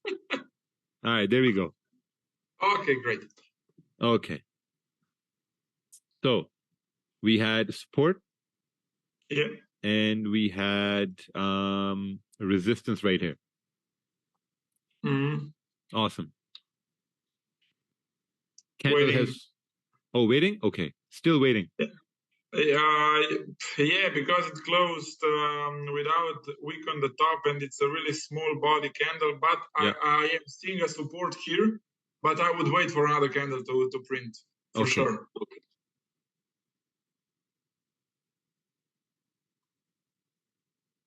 Damn. I would probably think about selling, but oh, there's no buts. There's no buts. Okay. Selling with a smaller lot size. Selling all with a right. lot size. So Rook is risking everyone's hard-earned $10,000 over here now. No, smaller lot size, man. Rook is trying to take a sell over here. No, that's good. It's good. Like I would take a sell here too. Right? Because, candle close like this. So yeah, good. Let's see what happens. Right? Okay. Okay. Yeah. I would just wait a bit more. My stop loss would be above this small support, the small resistance that has formed with the small. I would wait. Yes, here, right here. Here, okay. I would wait to see the next price, next candle print. Oh. Damn. Would close 50% when it crossed the high. So yeah. Yeah, but still, this idea right here was good because look, right here, we couldn't take a sell, we couldn't take a buy because the candle body was getting smaller, whatever. Next, this one formed, we could do nothing, right? Next, when this candle formed, this closed right here, like a stronger body candle. So it seemed okay, yeah, like, there's a high probability for price to continue pushing down. Exactly. Right? So that made perfect sense in that. But I would definitely choose a smaller lot size, a smaller risk for this trade because I don't think this range is big enough. But I would take a sell for sure. Okay, awesome. Let's see here. Okay, so now, what's happening now over here? Now we are making a support, so and range. Yeah. Range, right? Because now this is the biggest problem we are facing. Yeah. Yeah, because now candles are printing side by side. Now candles are printing side by side. So now you need to see some sort of if we do get a candle to break up or to break down, we may be able to do something. But until that happens, we're just waiting at this point. Oh, now we broke down. Yeah, we are ranging, right? We broke down. Yeah, we did. No trade for me here because I think that the low on the left that we had plotted earlier is still in, so it was not broken. Yeah, this one. This right here. Yeah. No sell for me here. Exactly. Good choice. Yeah. Oh, damn. Yeah. Nice. Yeah, no, but that was good because right here, there was no sell.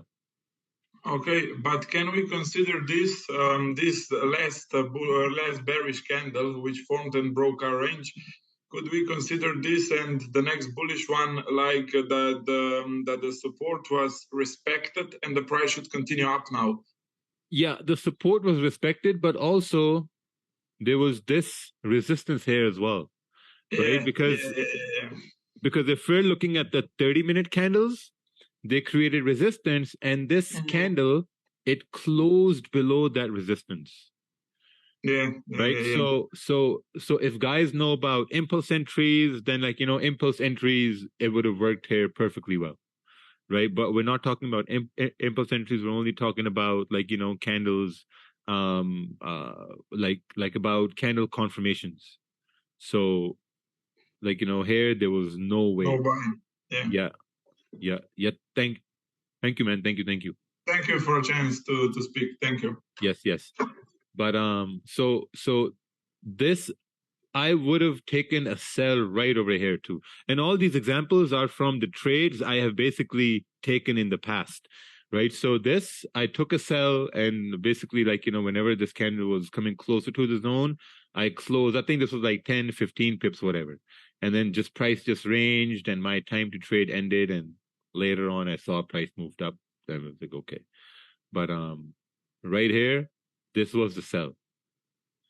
A clean sell with candle confirmations, candles closing, and stuff like that. How to decide strong, weak, resistance, support. The 15-minute is weak, 30-minute is strong, 1 hour is strong, and so on and so forth. I don't look many candles to the left. For the chart, where would you enter the buy? I maybe would have entered the buy right here as we broke above this high. Because the previous candle, it had no wick at the bottom for the bullish candles, and yeah. Okay. We need another one. We need who is coming up right now. And hands are up of, all right. Oh, so only the hands that are up are going to be able to participate in this. So we got Mr. Aftab and family. Okay, Forex trader. Okay, next one, Forex trader. Hello. Hello. Hi, how are you? Sir. Walaikum salam. How are you? Good? Alhamdulillah, sir. Are you guys resting, trying to sleep, or what? No, sir, we are just watching because my laptop, English sir kam aati hai, isliye mera laptop jo na Zoom mein wahan pe. Okay.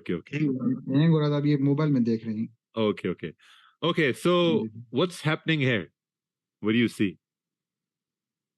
Sir, yeah, candle jo hai down ja rahi hai, aur ye jo support brother, listen. Brother, you have to talk in English because audience is, English. अच्छा, वो सब किसी और को देखें. Sorry, English मुझे नहीं आती ज़्यादा. Okay. Simple. Candles from here, buy, sell, ya wait. Candle selling print कर रही है sir. Selling. Okay. So you take sell or wait?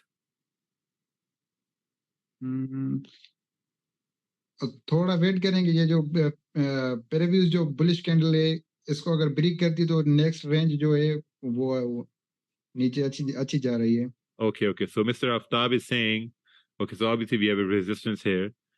Mr. Aftab is saying that it's not selling now, but if it breaks below the low here, we could sell. So right now the candles are printing side by side printing. So this means we're ranging. Yes, sir. Sharif is saying sell. Okay. But SW is saying sell if it breaks the previous low. That's correct. All right. So we're just going to wait over here. Oh, look at that. What this body? Small body or big body? Small body, sir. Small body. So we sell. Selling pressure is smaller. Oh, yes. Selling pressure is small. Good English. Perfect.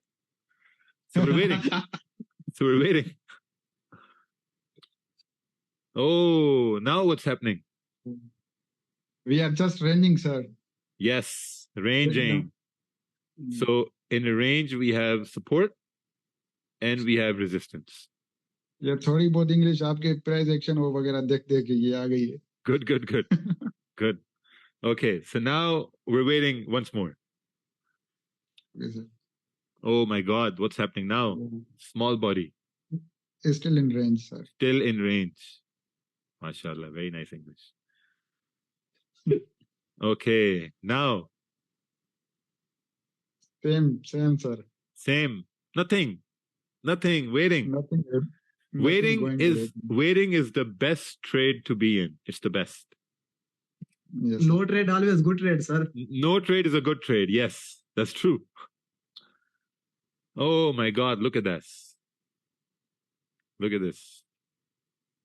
Now what's happening? Selling opportunity तो बन रही है, लेकिन ये जो no buts. The guy said there's a selling opportunity, but. अच्छा. मैं sir वो पॉइंट नोट आउट कर रहा था कि ये जो बुलिश कैंडल की जो विक है ना, अगर इसको ब्रेक करेंगे करंट कैंडल जो न्यू प्रिंट होगी उसके ऊपर स्टॉप लॉस रखेंगे. Okay, so let me tell you about this, right? You see this candle right here. This candle is closing below support. Okay, yes, this candle is closing below support. There is a wick right over here. So whenever a candle closes below support and there's some sort of a wick, it may fill, but the thing is that it's closing below support after consolidating for 1, 2, 3, 4, 5, 6. Right? Yes, sir. It consolidated for 6 candles. So now you got to ask yourself this. The next candle, higher chance to go up or down? Down, sir. Higher chance to go down. Go down. Okay. Higher chance to go down. Yes. What do you guys think in the chat? Oh, you guys are already saying sells. Okay. All right, let's see. Oh. Yeah, higher chance to go down.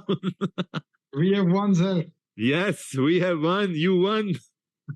Yes, very nice. Thank you. I appreciate it. Thank you, sir. Yeah. But look, we consolidation, no confirmation for nothing. Right? And then was wicked. Yes, there was wicked. So thank you. Appreciate it. You, yeah, very nice. God bless you, sir. God bless you too and your friend. He's my brother, sir. Oh, your brother. Oh. Rajab Mirali. Oh, nice. Very nice. Rajab Mirali. Okay. Good to talk to you guys. So perfect. So any issues in this scenario? It was simple, price broke below support, and even if you weren't so confident, just low risk, very small risk, and that's it. All right.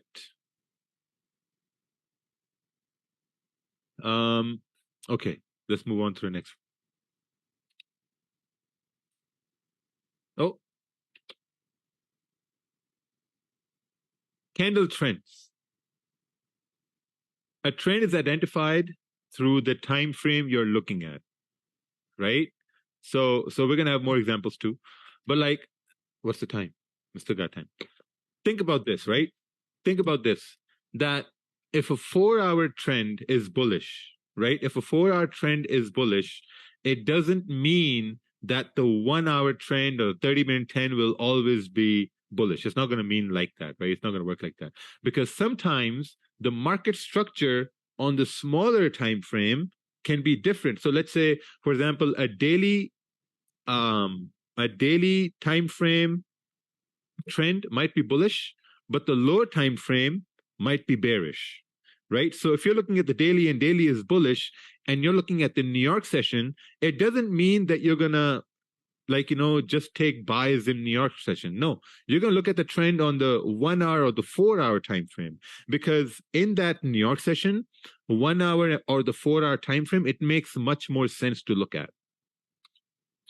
It's a good habit to recognize supports and resistances on the 30-minute or the 1 hour time frame.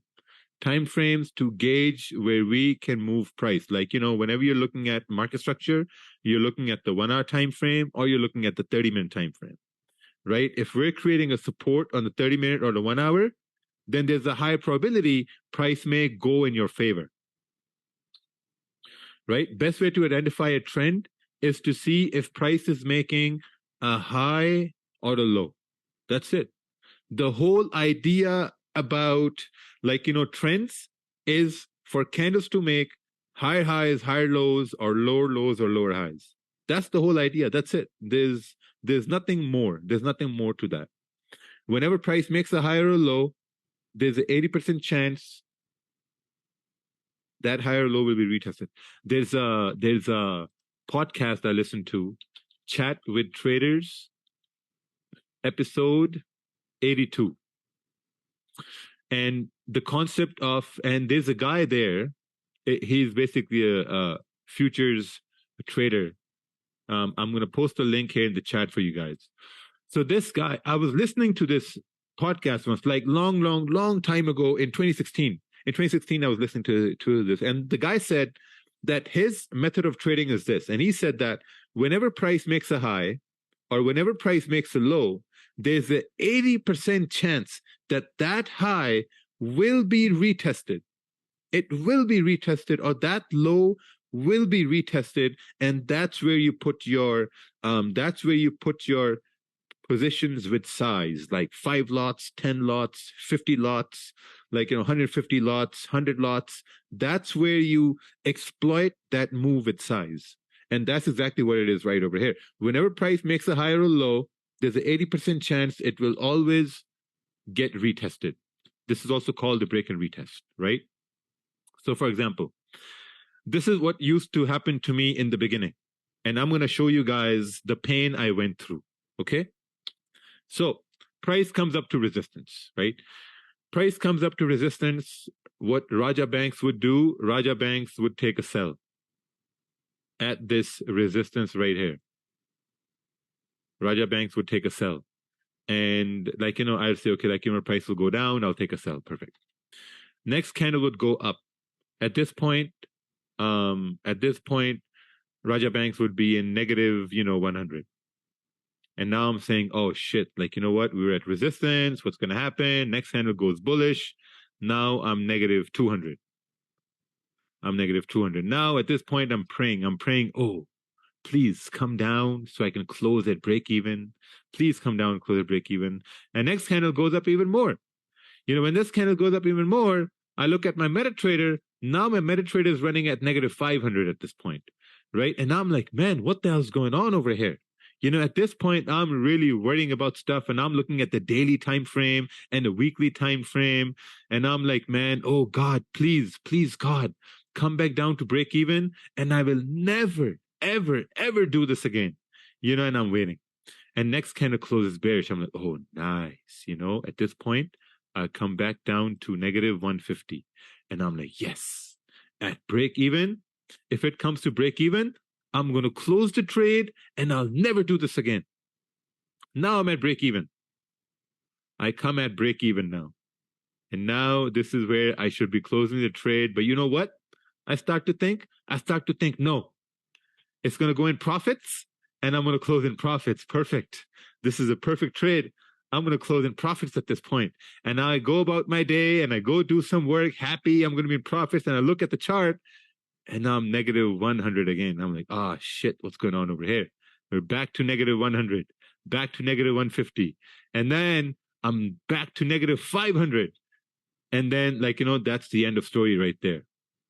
and this used to happen to me all the time.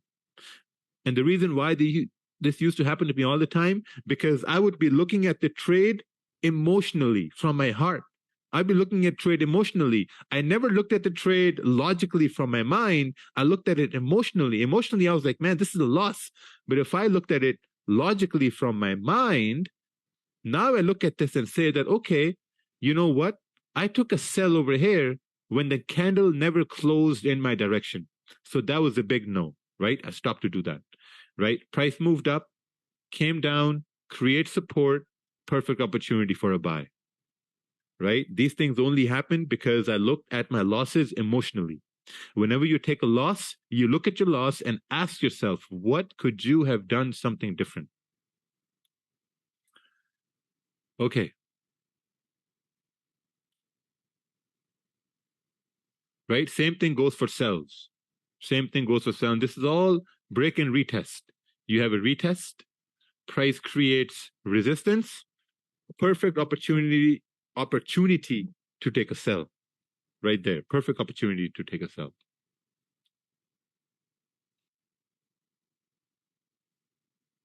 Oh. Okay. Where is Forex Trader? Forex Trader, you have your webcam? Webcam ready to go? All right. Hey, Raja, bro, man. Hey, Raja, Forex Trader, bro, man. How are you? I'm fine. The biggest fan of you, and like, man, I can't even explain, man. I can't even explain. Awesome, man. Thank you. You are here now. One day I sent you a message like I was fighting with Numan, and I said to you, I will definitely meet you one day. One day it's gonna happen, but bro, listen. I love you too. Yeah. I love you too. But time is very important over here. On the Instagram. Yeah. So let's explain this trade. Yes, let's explain this to people. Perfect. All right, what's going on? Yeah. It looks like ranging market, but the current candle closed above all the ranges. I don't know, like the start of the candle that I see first.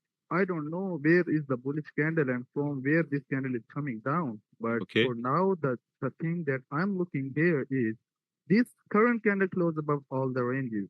Okay. Yeah. Okay. And yeah, I think if the left hand side and clean range, we have clean range, so we can go easily up. If we can wick down, break the high, we can easily go up. Okay, so are you taking a buy, waiting, sell? What's going on? Yeah, I will definitely go for a buy. Okay. But I will not. No, there's no but. The impulse entry. Oh. Like if the candle breaks the high of the previous candle, I will go for a buy. Okay. Yeah. Let's see over here. There's one more thing you need to take a look at. Yeah. Right? This is a 30-minute, 1 hour time frames, right? Yeah, I always do trading on. So look, you got a bullish candle, and before this, you have a bearish candle. Yeah. Right? So this is a support form. Yes. Okay, so we have to keep that in mind. Okay. Yeah. All right. Oh! It came down. I think. Oh, wow. Yes. Like, looks like if my stop loss is below the previous candle, I would definitely go, maybe even break even, because it looks like it gives me a 1-to-1. Yeah. Maybe. Exactly. Maybe. Or if I don't want to close anything before getting 1-to-1, I can just close half at the break even and let that run whatever it want to do. It can hit my stop loss or it can go up, but okay. But yeah. All right. And who else here in the chat is just waiting? They haven't taken any trades. They're just waiting. Abrayat. Bro, I also want to say one thing. Okay. Yeah, I am doing the live stream on YouTube, and I always said, whenever you miss the trade, don't get upset, don't get angry, wait for retracement. Yes. and just take a buy. And that is the best thing, I think. Like it was 8 out of the 10 times, and Yeah, exactly. Just that waiting. like helped me a lot. Yeah, that helps me a lot. And I think, and I also think, whatever Raja says, just listen carefully and follow the thing. Yeah, but bro, now listen. So we're at support now, right? We're at support. Your buy is invalid. Yeah. Right? Your buy is invalid. We're at support. So at support, can you take a sell? Can you take a buy or waiting? No. I don't want to jump into the sell very aggressively. No. Okay. So buy, sell, or wait? Sort of success. Just one word. Wait. I will wait. Wait. Okay. Perfect. I will wait. Yeah. Okay. Yeah. Oh. Now we've broken and closed below the support. Yeah, I still want to wait because we are in the range. Like we can see candles coming down, coming up, coming down, ranging, stuff like that. I think we have to go with a higher probability pattern. Okay. So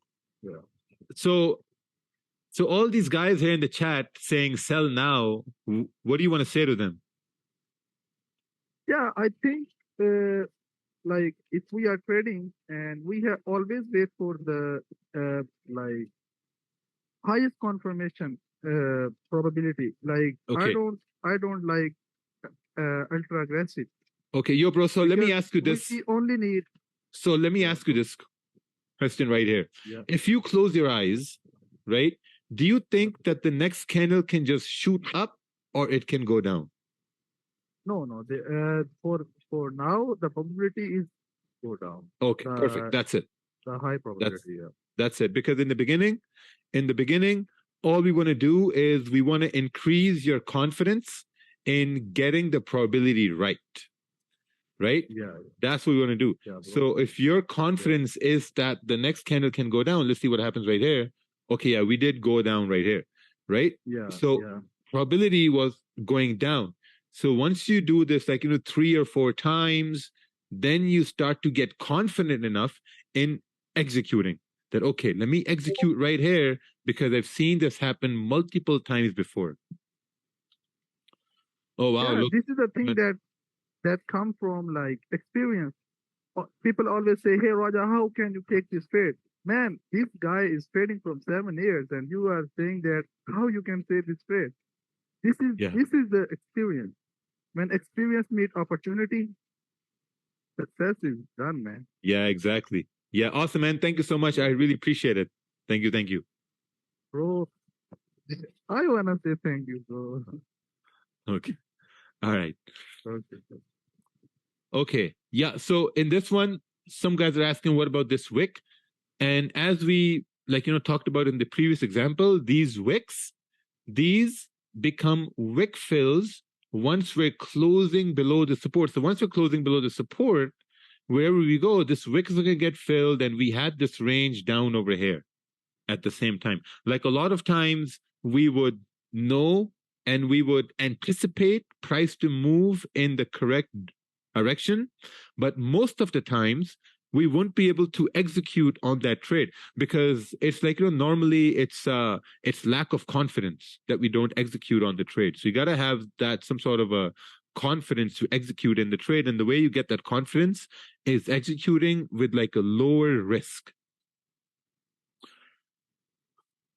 All right, let's move on to next one. Jairo.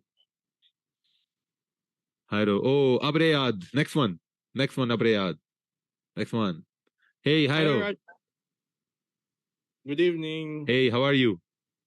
I'm dreaming to be the Raja Banks of the Philippines. Oh, nice. Very nice. So what's happening here? Yeah, price has made the high, so I will wait for support in the 30 minutes time frame. Oh, okay. Very straightforward. Perfect. Yeah.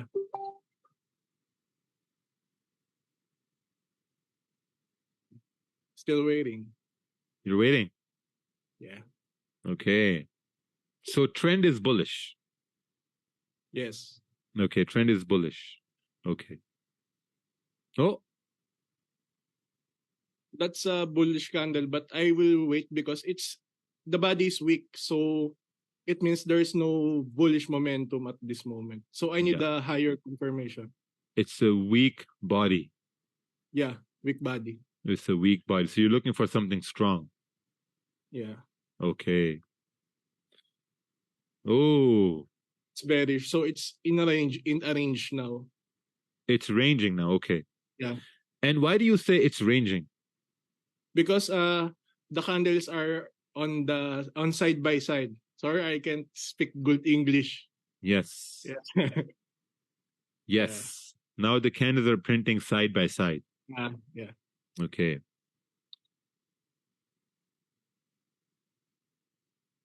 Okay, so that candle closed above all the bodies of the candle, but there is a wick on the left hand side. So my decision making in this thing is I want the next candle to break above the highs so I can take buys.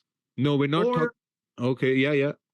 Or I can wait for a stronger bullish candle to close on my direction. Okay, so the first thing you said that is this candle is closing above the bodies of all the candles to the left hand side. Yes. In an uptrend. Yes. Okay.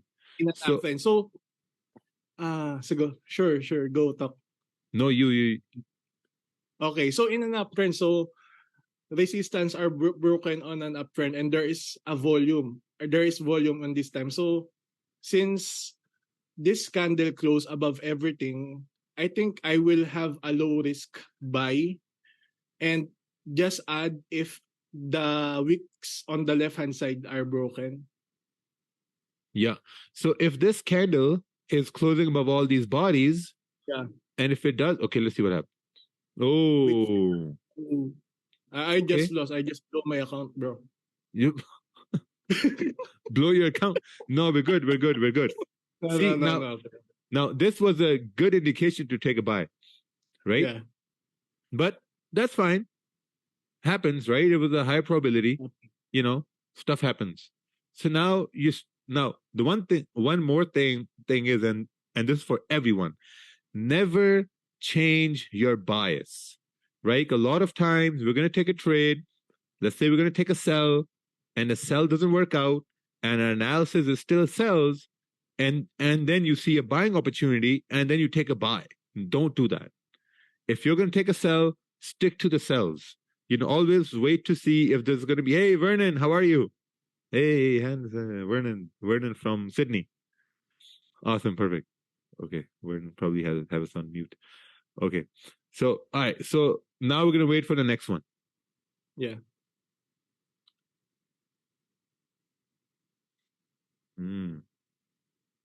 So this is still an uptrend. So if a bullish candle close on 30 minutes or 1 hour, the range will be good enough to take a buy.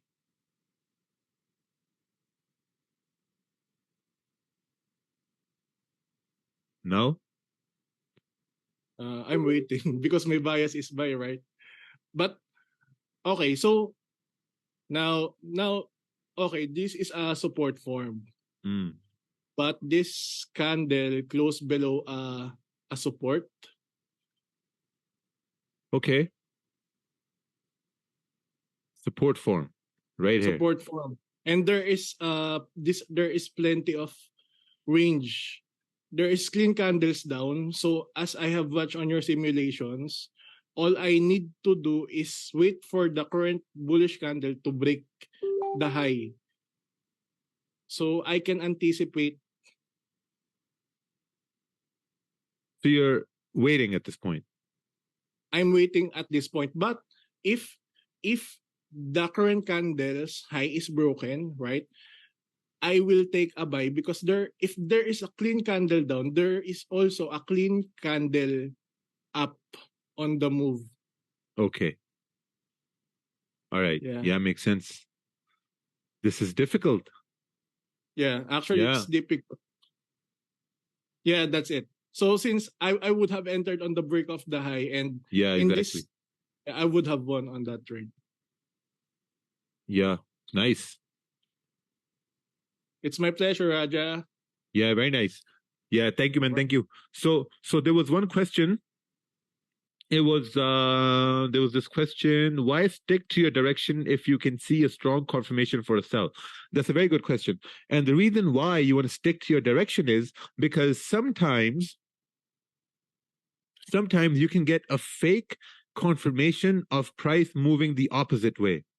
Sometimes you get that, right? So let's say you took a buy over here and then the buy didn't work out, and then you saw a sell here, you took a sell worked out. Perfect, awesome, right? The next time this happens, and then you take a buy doesn't work out, and then you see sort of like the same selling scenario, you take a sell, but sell goes down, wicks right back up and starts to go up.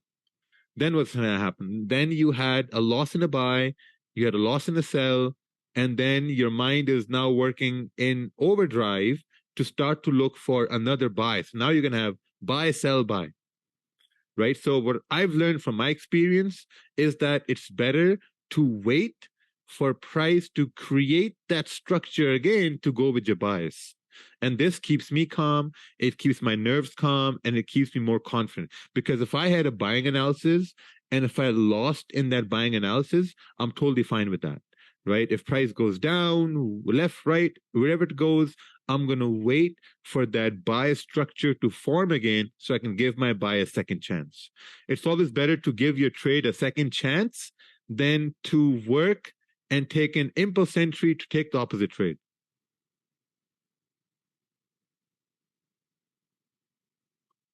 Yeah. Awesome. Okay. Mr. Abrayad. Abrayad. Where are you? Right here. All right. Hello. Hey, how are you? I'm doing great. How are you doing? I'm good. Where are you from? I am from Nigeria, Africa. Oh, very nice. Very nice. Okay, so what's happening over here? The trend looks bullish. Okay. Yeah. And it seems like we are creating a resistance already. Yeah. So what I'll be looking for here is a support being formed to take a buy, or if we break the resistance. Those are the two things. Okay. What's happening? Still waiting? Yeah, still waiting. I need a bullish confirmation before I take anything. Okay, that's a bullish candle. Showing that we have created a support, and although the range looks a bit small, but definitely my bias is going to be bullish. I'll be taking buys if the range is bigger than this. So you're waiting or buying or? I could buy with a lower risk. Okay, low risk. Okay. Yeah. So trend is buy. No. Market structure has formed support. I guess there's volume. So you're taking a low risk here. So out of the 10,000 we have of everyone, you may be risking $10. Yeah. 10,000 is like maybe you will risk $100 or. Oh, you're risking $100. Okay, perfect. Small risk, right? So if we lose right over here, you lose 100. Oh, yeah. Yeah. Okay. Oh, nice. The body is a little bit bigger. Yeah. So you're still in the trade now. Yeah. So you're trailing the stop, or you're securing something, or? So what I will do is, if the range is more than 10 pips, by the time it reaches 5 pips, I would be putting half of my position at break even, half of the position if I pass 5 pips. Hmm. Yeah. See, then when I reach 10 pips, Okay. Because I think this body is a little bit bigger than the previous body. Exactly. A little bit bigger. Yes. Oh. Now the bodies are getting bigger. Okay. At this point, we're reaching to the resistance. I think my stop loss will be at break even, and then I'll close most likely 50%. Oh, so you're closing 50%? Yeah, or 90% since it's a resistance. I don't know what's going to happen next, 90 or 80. 90% you have closed. Yeah. Awesome. Oh, nice. Oh, nice. Now the runner is running. Oh, runner ran. Yeah. Yeah, very nice. So you waited for support to form. Support formed. The candle body was smaller, but also if you look at the history right over here, also, like, you know, this one candle broke above this resistance. So body was smaller. You still entered, anticipating we may break above this resistance with volume. Yeah. Very nice. Thank you, man. Thank you. Yeah, thank you. Thank you very much. All right. Oh, ranging. Oh.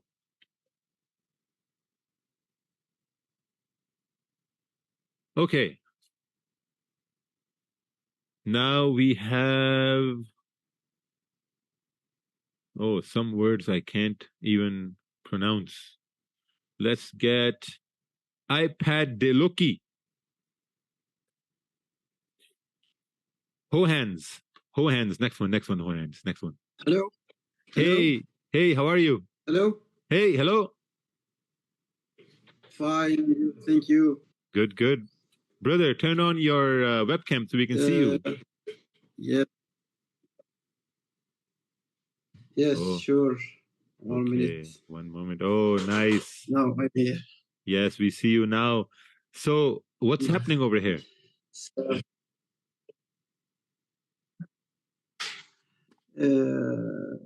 It's like a bullish trend, and we see bearish candle that bigger than the first. It's like creating a higher low. We will wait for confirmation to make a buy. Okay. So right now you're waiting, or buying, or selling, or? No, I'm waiting. Waiting. Oh shit. Yes, it's another bearish one, and just like a bigger bearish. Okay. Still waiting again. Waiting. Yes. Oh. Yes, it's appear like bullish, but indecision. It might create a support. So I will go for a buy if we break the above. Okay, so you're buying. Yes. Buy for iPad Deloki. No, not here. Above the candle. Oh, this one right here. If the price goes above. Yes. Okay.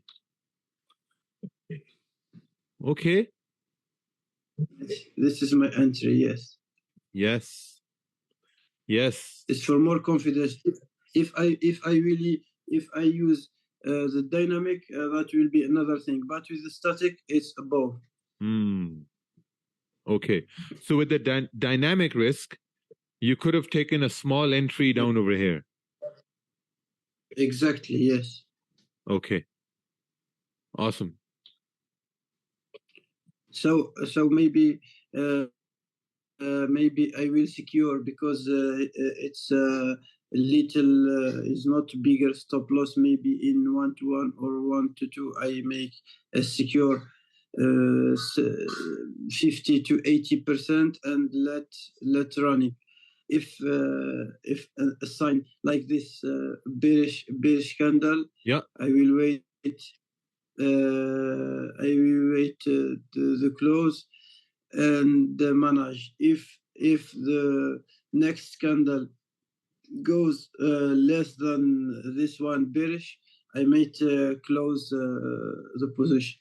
So let's say the next candle is like this. I will let it run. Okay. Oh, William is saying buy. So for all the guys who didn't take a buy down over here, you're maybe looking at this opportunity. Stanley saying buy, Neo is saying buy. Yes. If it breaks the buy, if this it breaks good, the high, good confirmation. Yes. But one thing it's what you did already.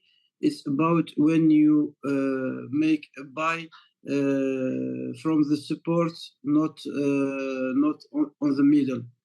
In this case, on the third candle where I am taken by this last candle, this one, last one is not on the middle.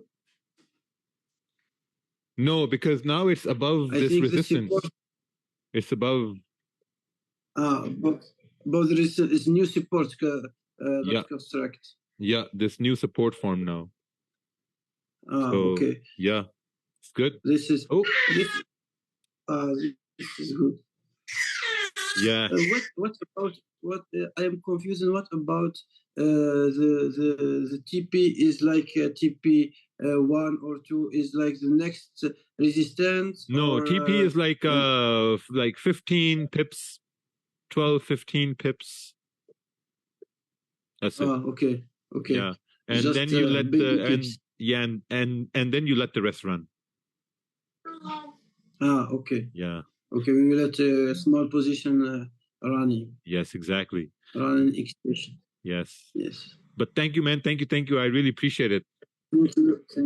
Thank you. Yeah. Yeah, awesome. So sometimes guys didn't take a trade right over here, but we waited for this confirmation for price to come up. This looks like your recent trade. Yes, that's correct. All right, Hohan. Yes, hello. Hey, hello. How are you? How are you doing? Brother, are you from Netherlands? No, I'm from Germany. Germany? All right. We met in Dubai last year. Yes, I was looking, I'm like, I've met this guy somewhere. Just more beard now. Yeah. Exactly. Oh, yeah, now I get it. Awesome. Yeah. So, where we at over here? Well, we had a huge bullish candle come from the bottom. That's all I see. And we have some consolidation to the left. Okay. And still waiting.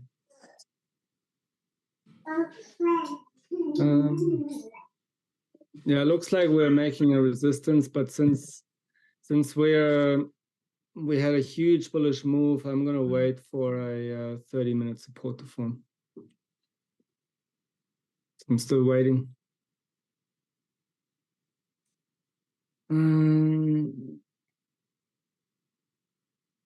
This is a support, but the range to the upside is very small. So in this situation, I would want for a stronger retracement or a candle to close above this resistance there. It's very tricky at this point. Yeah. Yes, very tricky.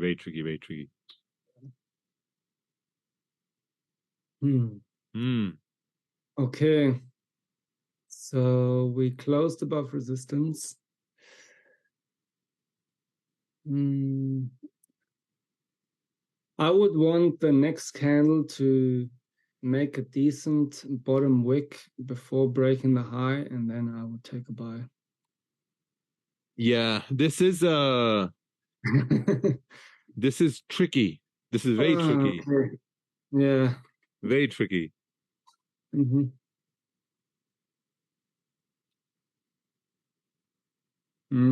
Okay, yeah. This is very tough. Yeah. Well, in this case, I guess I did close 50% when the candle came back down, and then my stop loss was below the big 30-minute candle, so it would have taken me out. Yeah, it was a tricky situation. Yeah. Very tough. Like, to be honest, very tough. Like, looking back at it, maybe this was enough confirmation, but still we had a resistance right here. Yeah. Right? It was very tough. Ideally would have wanted price to come down and create support somewhere over here. Exactly, yeah. And having a bullish candle and nice big range for price to move up. Exactly, because like your first target would have been the previous resistance, and with that first support, it was too small to take a buy. Yeah, exactly. Okay. Awesome. All right, thank you very much, Roger. Thank you, man. Thank you. Hope we meet again soon. I hope so too. Yes, maybe in Dubai next time. Yes. Thank you. All right. Oh.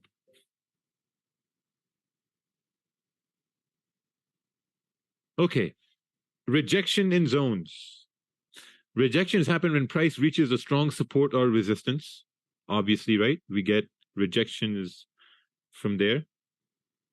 Higher the time frame, stronger the zone. Never sell when price is moving towards the resistance area. Never sell when price moves to a resistance area. Never buy when price is moving towards the support.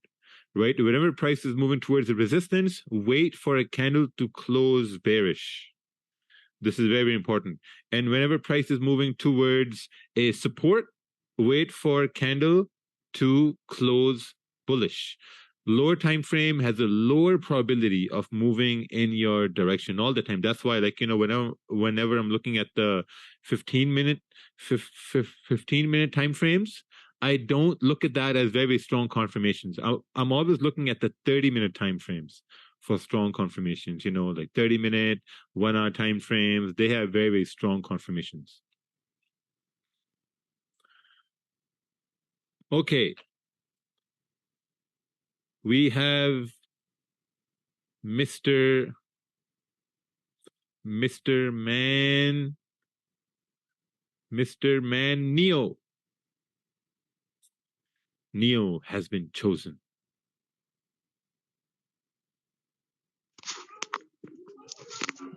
Thanks, Raja, for giving me this opportunity. Hello, how are you, Mr. Man Neo? I'm fine, sir. Thanks a lot for giving me this opportunity. No problem. Now you got to make us some money. Let's see. Okay, let's see. We will make our money. Okay. Yes, man. So what's happening right now here? Currently, we have a resistance, and we have a resistance on the top, and a support formed. Right here? We would wait. Yes, we would like to wait for a candle to close above the resistance, because we do not have any range to look for the buys, because we have a resistance in the left side, just at the top of the wick. That's why we will wait for us. So candle become. Yeah. So basically, we're just waiting at this point. Yes, sir. Okay. Oh. All right. We missed the move, I guess so. Yeah. But we missed it. Yeah, but we're still on the charts over here. Yeah. I did not took because of this red candle, the previous red candle, because of the rejection from the downside. Okay. So, but still, what's happening now? Now still it's in the range. We do not have any confirmation to look for and not a buy, not any sell. Just waiting. Just waiting.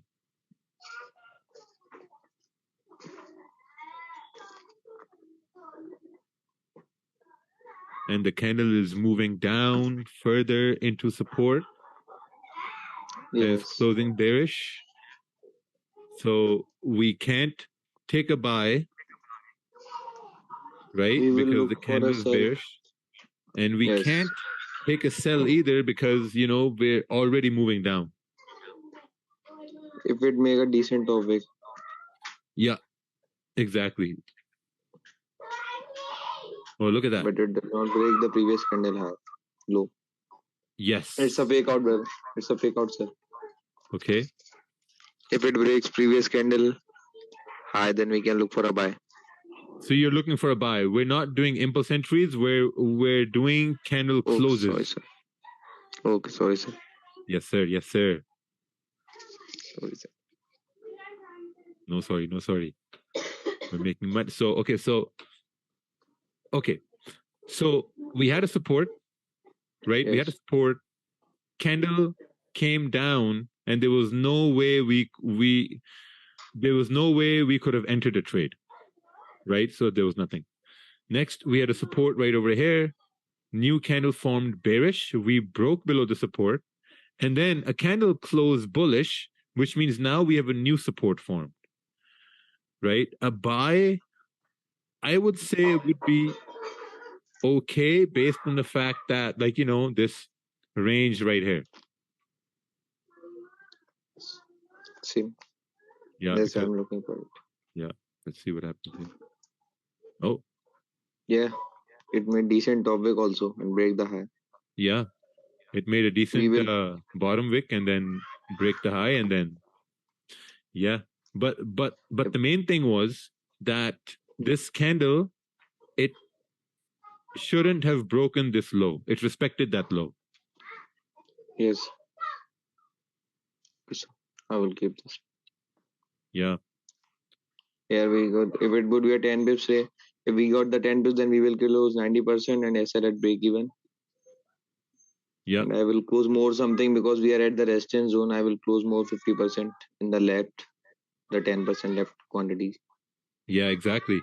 No, that was a very, very good one. Like, you know, like price, we missed the trade, we missed the sell, whatever. Price came down. We created support. Support formed, big wick, and easy. Support formed and yeah, up. So sorry for my bad quality. The mobile does not have good camera. Yeah, no problem. Very soon you'll make money and buy a new phone. Thank you, sir. Everything goes from yesterday. I watched all your past trades from the Instagram. All the past trades, around 70%. I watched all the trades of your GJ sales of 2021. Oh, nice. And all their videos from starting when you were having a dog called German Shepherd. I watched all the videos. Yeah. Thank you, man. Thank you. Appreciate it. Thank you, man. Everything goes to you. Yes. Thank you. Full credit goes to you. Thank you, man. All right. Thank you. Thank you to my brother who give me the knowledge about you at Raja Bank. Yeah. Thank you to your brother too. A good mentor. Thank you, man. I appreciate it. All right. Amol name. Huh? Yes, Amol. The brother name is Amol. Oh, hey, shout out to Amol. Yeah, nice. You know him? I think you know him. No, I don't know. Thank you, maybe. Sir. Okay, take care. Thank you. Thanks. All right. Rejection in zones over here. Who do we got? We have S. Adam. Mr. S. Adam. Yo, man. Hey, man. How are you? I'm all right. Thank you so much for choosing me, man. Yes, sir. No problem. Yeah, the last time we met was London 2022. I don't know if you can remember me. We met in London 2022? March 2022, London Bootcamp. Oh, yes. It was a big group we had over there, right? It was. Yes. Now I remember. Awesome, man. Perfect. So, brother, What's happening over here? So we are apparently on a downtrend. Downtrend. A very nice support was broken. Okay. So we're gonna look for sales. Okay. So we're gonna look for the candles to at least retrace back and give us another resistance. Okay. Probably around that area where you drew the support, then you can go down. Awesome. We're waiting. We're waiting. Yeah. That's a good resistance formed. So what we're gonna do is, by the break of this bearish candle, we can take a sell down to any level. So what you're saying is that if the next candle breaks below this low, we can take a sell. That's what I'm looking at, depending on what kind of traffic we've got on the left side. Okay. So let's say we didn't know about candle breaking the lows, and all we know about is candle closing like this. We're gonna wait then. Seems to me it's like kind of at the edge here at the bottom. Oh no. Oh, you know. What's happening now? So we were in a downtrend. Definitely buys are not an option. Why? Traffic on the left side doesn't look good. You've got a lot of resistance formed. Yeah. Okay. Depending on what that range is, if it's up to like 30 pips, you can still look for some buys and catch maybe 10 to 15 pips. Okay. So here's the thing. There's this one concept, and this concept is that, let's say, like when we are trending down, right? We're trending down, we're gonna come down, we will create support, right? And that support should move price up. And then from here, we can continue to move down. Okay. Okay. Now, next one is we come down, downtrend, we create support, and then we range. Yes. When we range, and whichever way we break out of the range, whether it's down or whether it's up, there's a very high probability we can move in those directions. Okay. So in this case, I think we came down and we ranged. Yeah. So you can go back to that resistance then. Yeah, probably. Let's see take a buy then. Let's take a buy on the break of this candle then. All right. Buy on the break of this candle. And risk some money there. Yeah. Yeah. Yeah, nice. Yeah, that makes sense. So no matter what trend we're in, like as soon as price starts printing candles side by side, that means we have a range now, you know, and whichever way we break out the range, there's a high probability we're gonna continue moving. Oh yeah. Oh wow, look at that. Thanks very much, Raja. Yeah, man, you're welcome. You're welcome, Adam. You're welcome.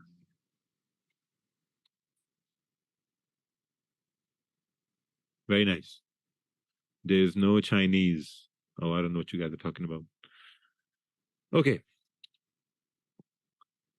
Next we have, let's see over here, Mr. Abnas Fahad. Abnas Fahad from Somalia. Oh. Yes, Raja. Hey, how are you? How are you? I'm fine. How are you, my man? Good. Bro, turn on your webcam.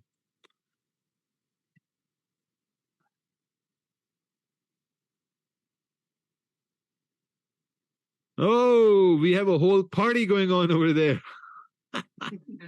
Those are my brothers. Yeah. Also, they are subscribers with the Smart Raja concepts. Oh, nice. Yes. Awesome, bro. So nice to have all of you guys here. Yeah, thank you, brother. Yes. So, what's happening here?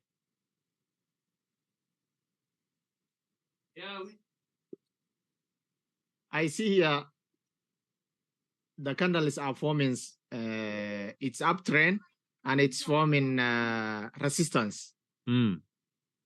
Then I will wait, no trade. Okay. Waiting. So we are bullish trend. Bullish trend, yes. Oh, look at that body. So I'm seeing the bearish trend is dying. Okay. So you're waiting for the next one. Yes. Also, I'm waiting. Okay. Still. Let the market finish bullback and support and make a support. Wow, it's a lot of waiting over here. No. Yes. Now I have a support. Then I'm waiting a confirmation candle. Then I will take buy. So you're so you're gonna wait for another candle after this. Yes. Okay. What's the chat? What's the chat saying over here? Oh, William is saying just buy now. Okay. Okay, but still, like our direction is still bullish. Yep. Or is someone in the chat looking for sells? That's what I'm more concerned about. All right, let's see over here.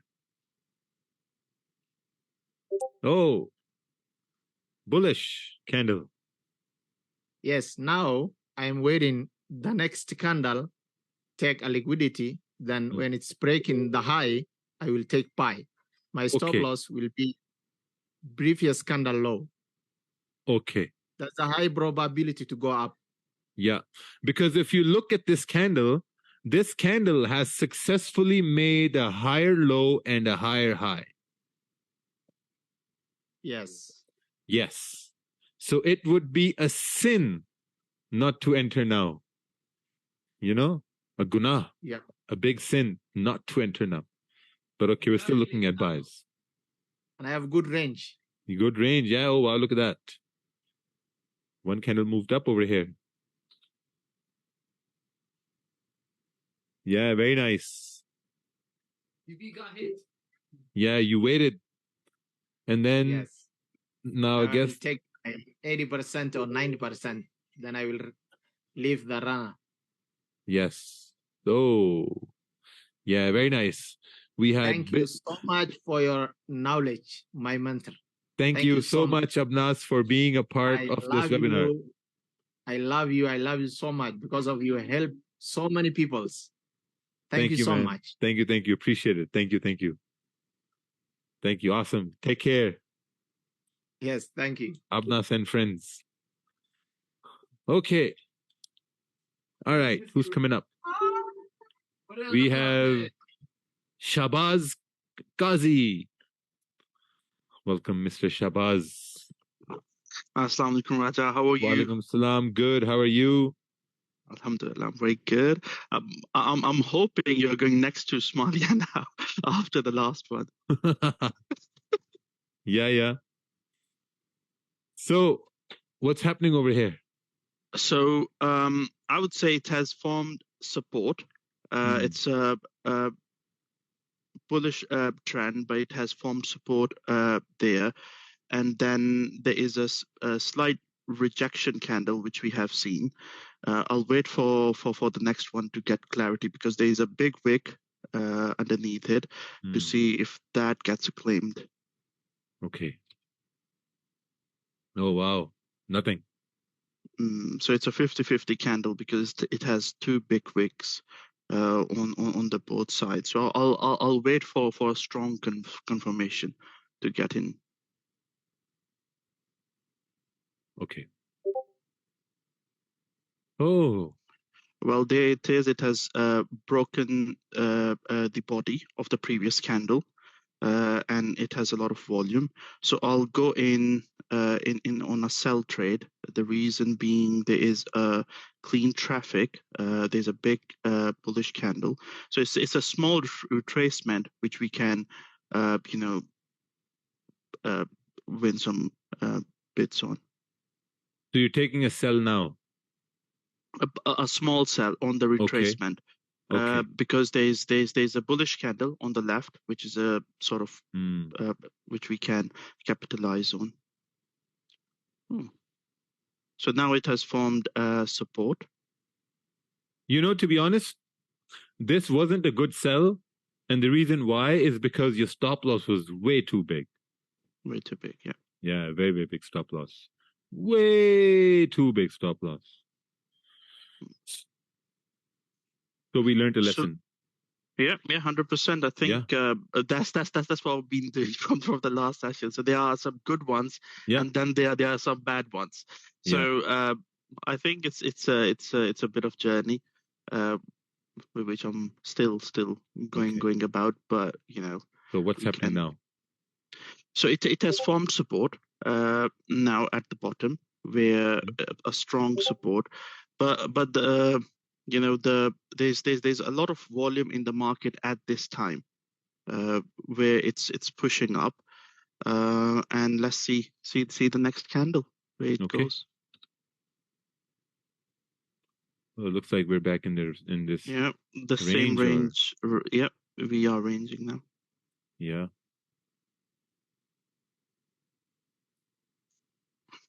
Oh wow, we're back in this range. So it's going to break somewhere big, I think. The more it ranges, the more it's going to coming. Get a good break. Yeah, coming. Oh, look at this candle. There is a small. I'll wait for the next one. It's not a strong confirmation for me. This chart is before CPI because it's ranging. Yeah. Yeah, I think there's a break at CPI or something, at news. No, then? sometimes. Okay. Oh, William is saying we closed outside of the range. Yeah, if we close outside of the range, then we wait for the next candle as a confirmation. Because what I think in the previous session you said that if it's not a confirmation, you just came out of the range, wait for the next candle to close for the confirmation, and then get on it. Okay. Or if it breaks the body of the previous candle. Some guys just want to sell right now, but let's see, because we did break outside of the range. Oh, nice one. It is a good sell, and till the support, we have touched our support. Oh, we did go down. So there was a retracement which formed support, and now it has come down to claim the previous bullish retracement. Yeah, exactly. But this was a little bit difficult. Wasn't easy. I think the one thing that would throw you off is probably this support down at the bottom. Yeah. Even after this candle closing below the range. But I look at it this way, right? That we were ranging, broke out, came back in, ranging, broke out again. So once we've broken out the second time, start asking them, okay, we've broken out the second time now. Will we go back inside, or this time is going to be like, where it continues to go down? Makes sense. Yeah. But yeah, this was a little bit on the difficult side. Like the difficulty level of this was more. Well, that's how you learn. Yeah, exactly. That's how you learn. Yeah. All right. Thank you, man. Appreciate it. Thanks, Raja. Cheers. Thank you. This is a 30 to 1 hour, 30-minute to 1 hour time frame. Okay. I think this is the last one. This is okay, Toki, me. Okay, Toki, where are you?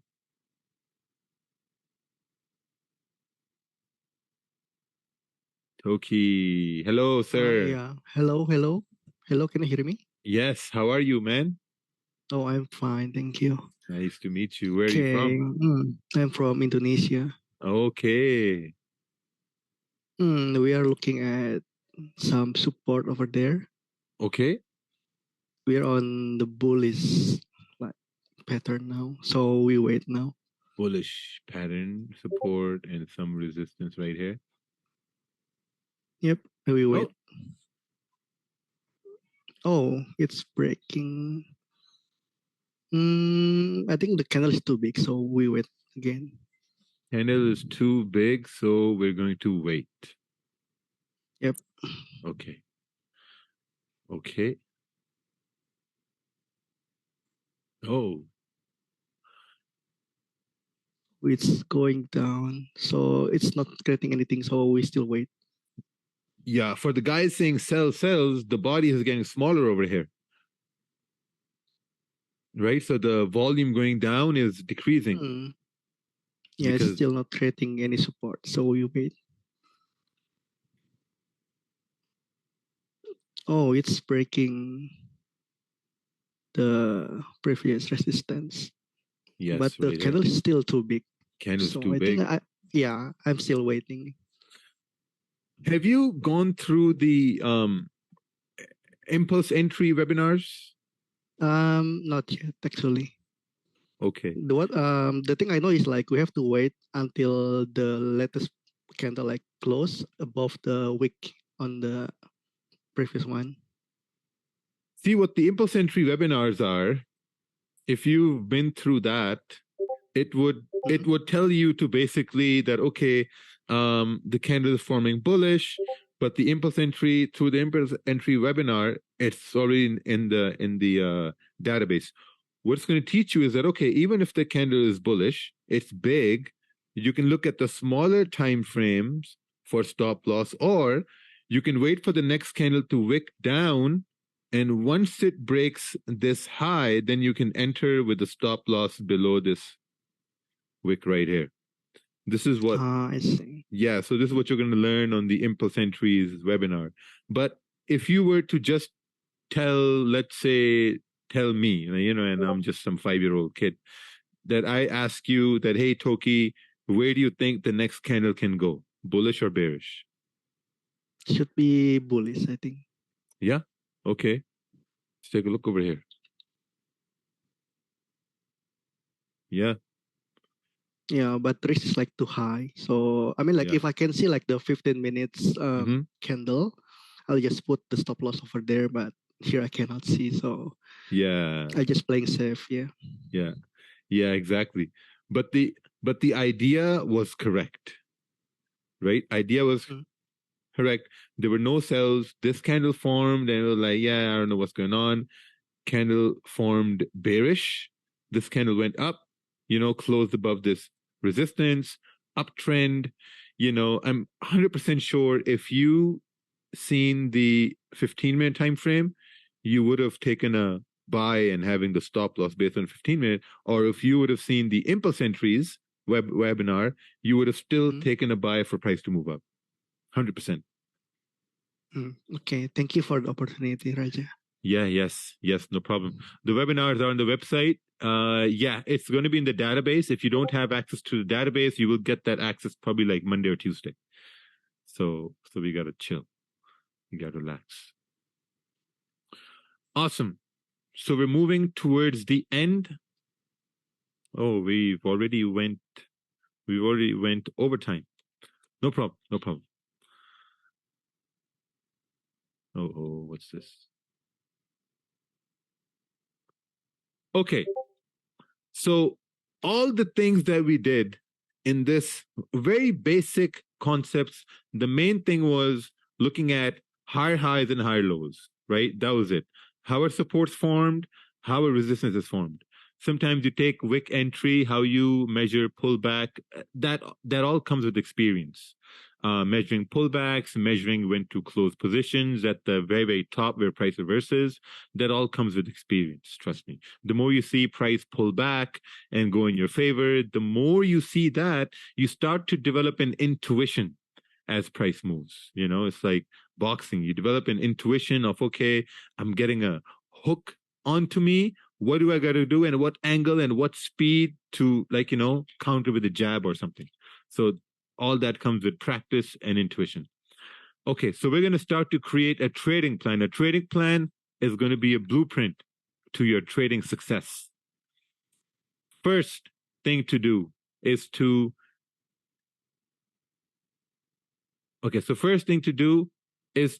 figure out what time do you have in your current life to dedicate to trading, whether it could be in the morning, evening, nighttime, whatever that is, but you need to have some free time so you can really focus on trading. Once you figure out your time, then you got to figure out what session falls in that time. Is there any news during that time? Is there any volume during that time? But it's very important, whatever time you choose, there needs to be some sort of active session that falls in that time.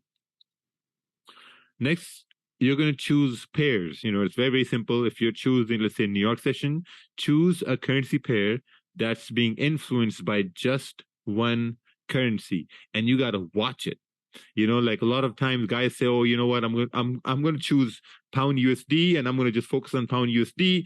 And you end up watching pound USD, and you watch pound USD for, let's say a week, 2 weeks, and you're like, man, like there's no volume in this. So let me switch to something else.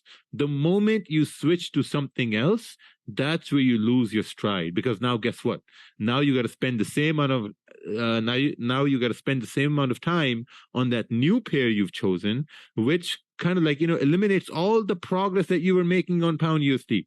Because if you're looking at pound USD, you got to spend at least, I would say, like 2 to 3 months to see how it's really moving during, you know, a pre-London, London Open, news events, how it moves during CPI, NFP, like, you know, all these sessions, you have to really watch it, because the idea is not to be good at all the pairs or try to get profitable trades at all the pairs. The idea is to be a master of 1 or 2 pairs. That's it.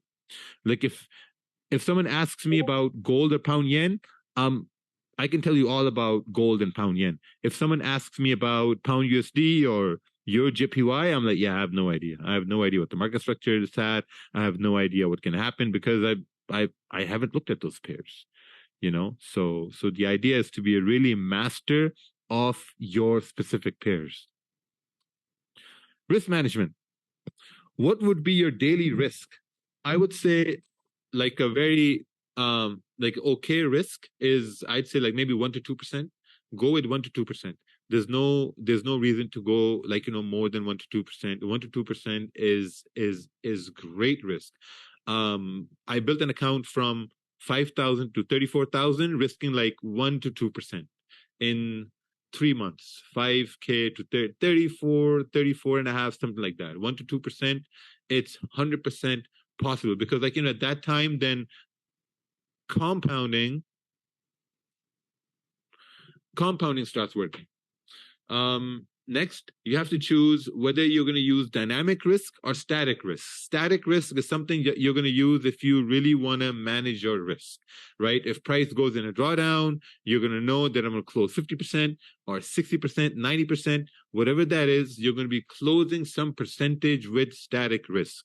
When it comes to dynamic risk is like, you know, you're already taking a smaller position during dynamic risk. So there's really no need to manage risk on dynamic risk. Like, yeah, because if you're risking 1% and you're already taking a position that's like, you know, 0.25 or 0.5%, that's already lower than that.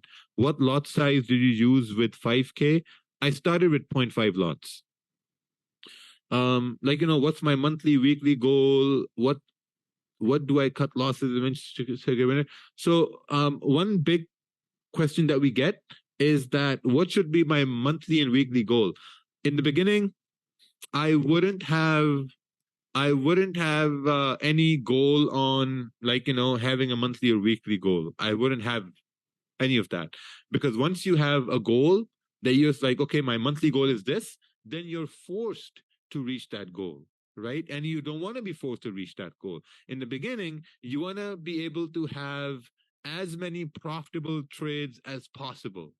Focus on getting winning trades. Focus on getting, like profitable trades. That's it. Once you get comfortable getting profitable trades, then automatically you start to aim for a monthly goal or like a weekly and a monthly, weekly, or daily. I very rarely focus on monthly, weekly. I like in the beginning I did, but then later on I just didn't really focus on those at all. Yeah, I said 0.5 lots for 5K. Technical analysis. What time frames are you going to focus on? My favorite time frame to focus on is the 30-minute time frame. That's my most favorite time frame to focus on, 30-minute time frame. Next, you got to look at if there are any valid support or resistances formed, if there's enough range for price. The most important thing is, has candle closed in your direction or not? Like, it's very important for the candle to actually close in your direction. Trade management. This is also very important. Trade management is how many pips do I look for a range? I've already talked about this. Trade management. Am I comfortable with my gain? Are you comfortable with, are you comfortable with grinding $10 or like grinding $5, $15, $20? Are you comfortable with that?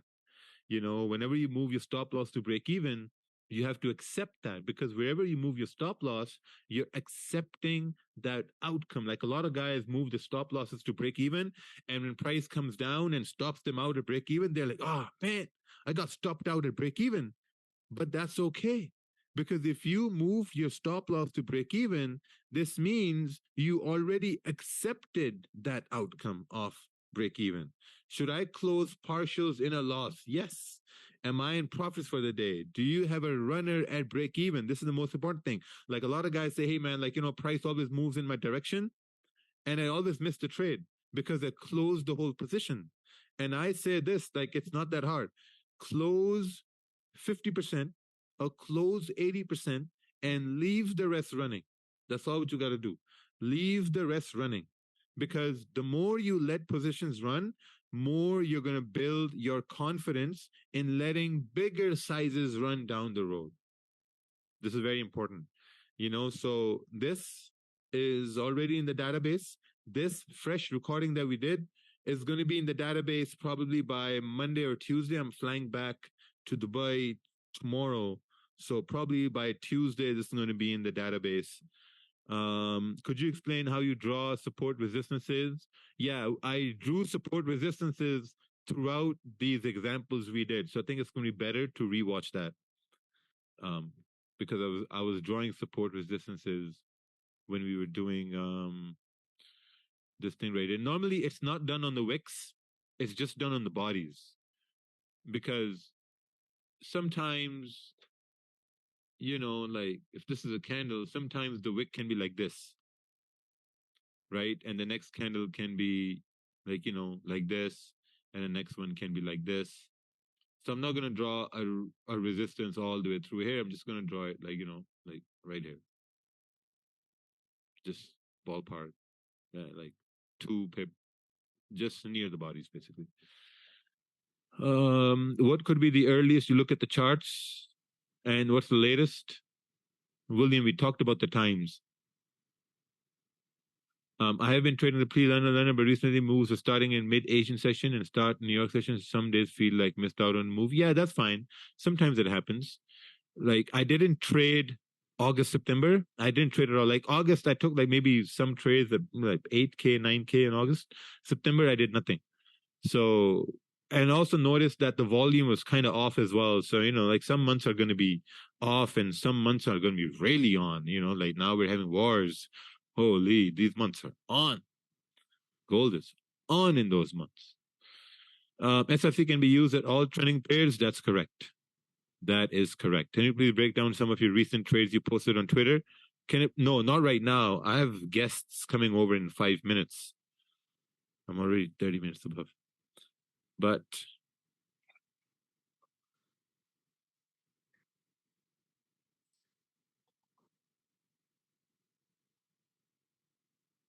awesome. Anyway, guys, I'm going to take off. This was recorded, and perfect. We'll see you guys Monday or Tuesday. This is also going to be in the database, and have a great weekend.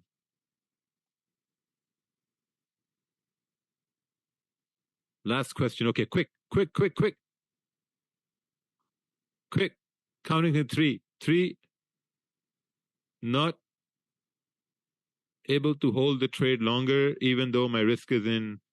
Yeah, just let 1% run. How much pip stop loss? Wow, now we're getting to some dumb questions over here. Do you prefer fixed lot? Yes, I do prefer fixed lots.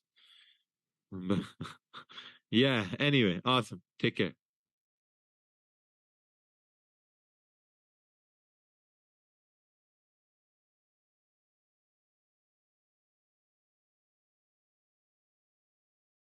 When you talk about Forex,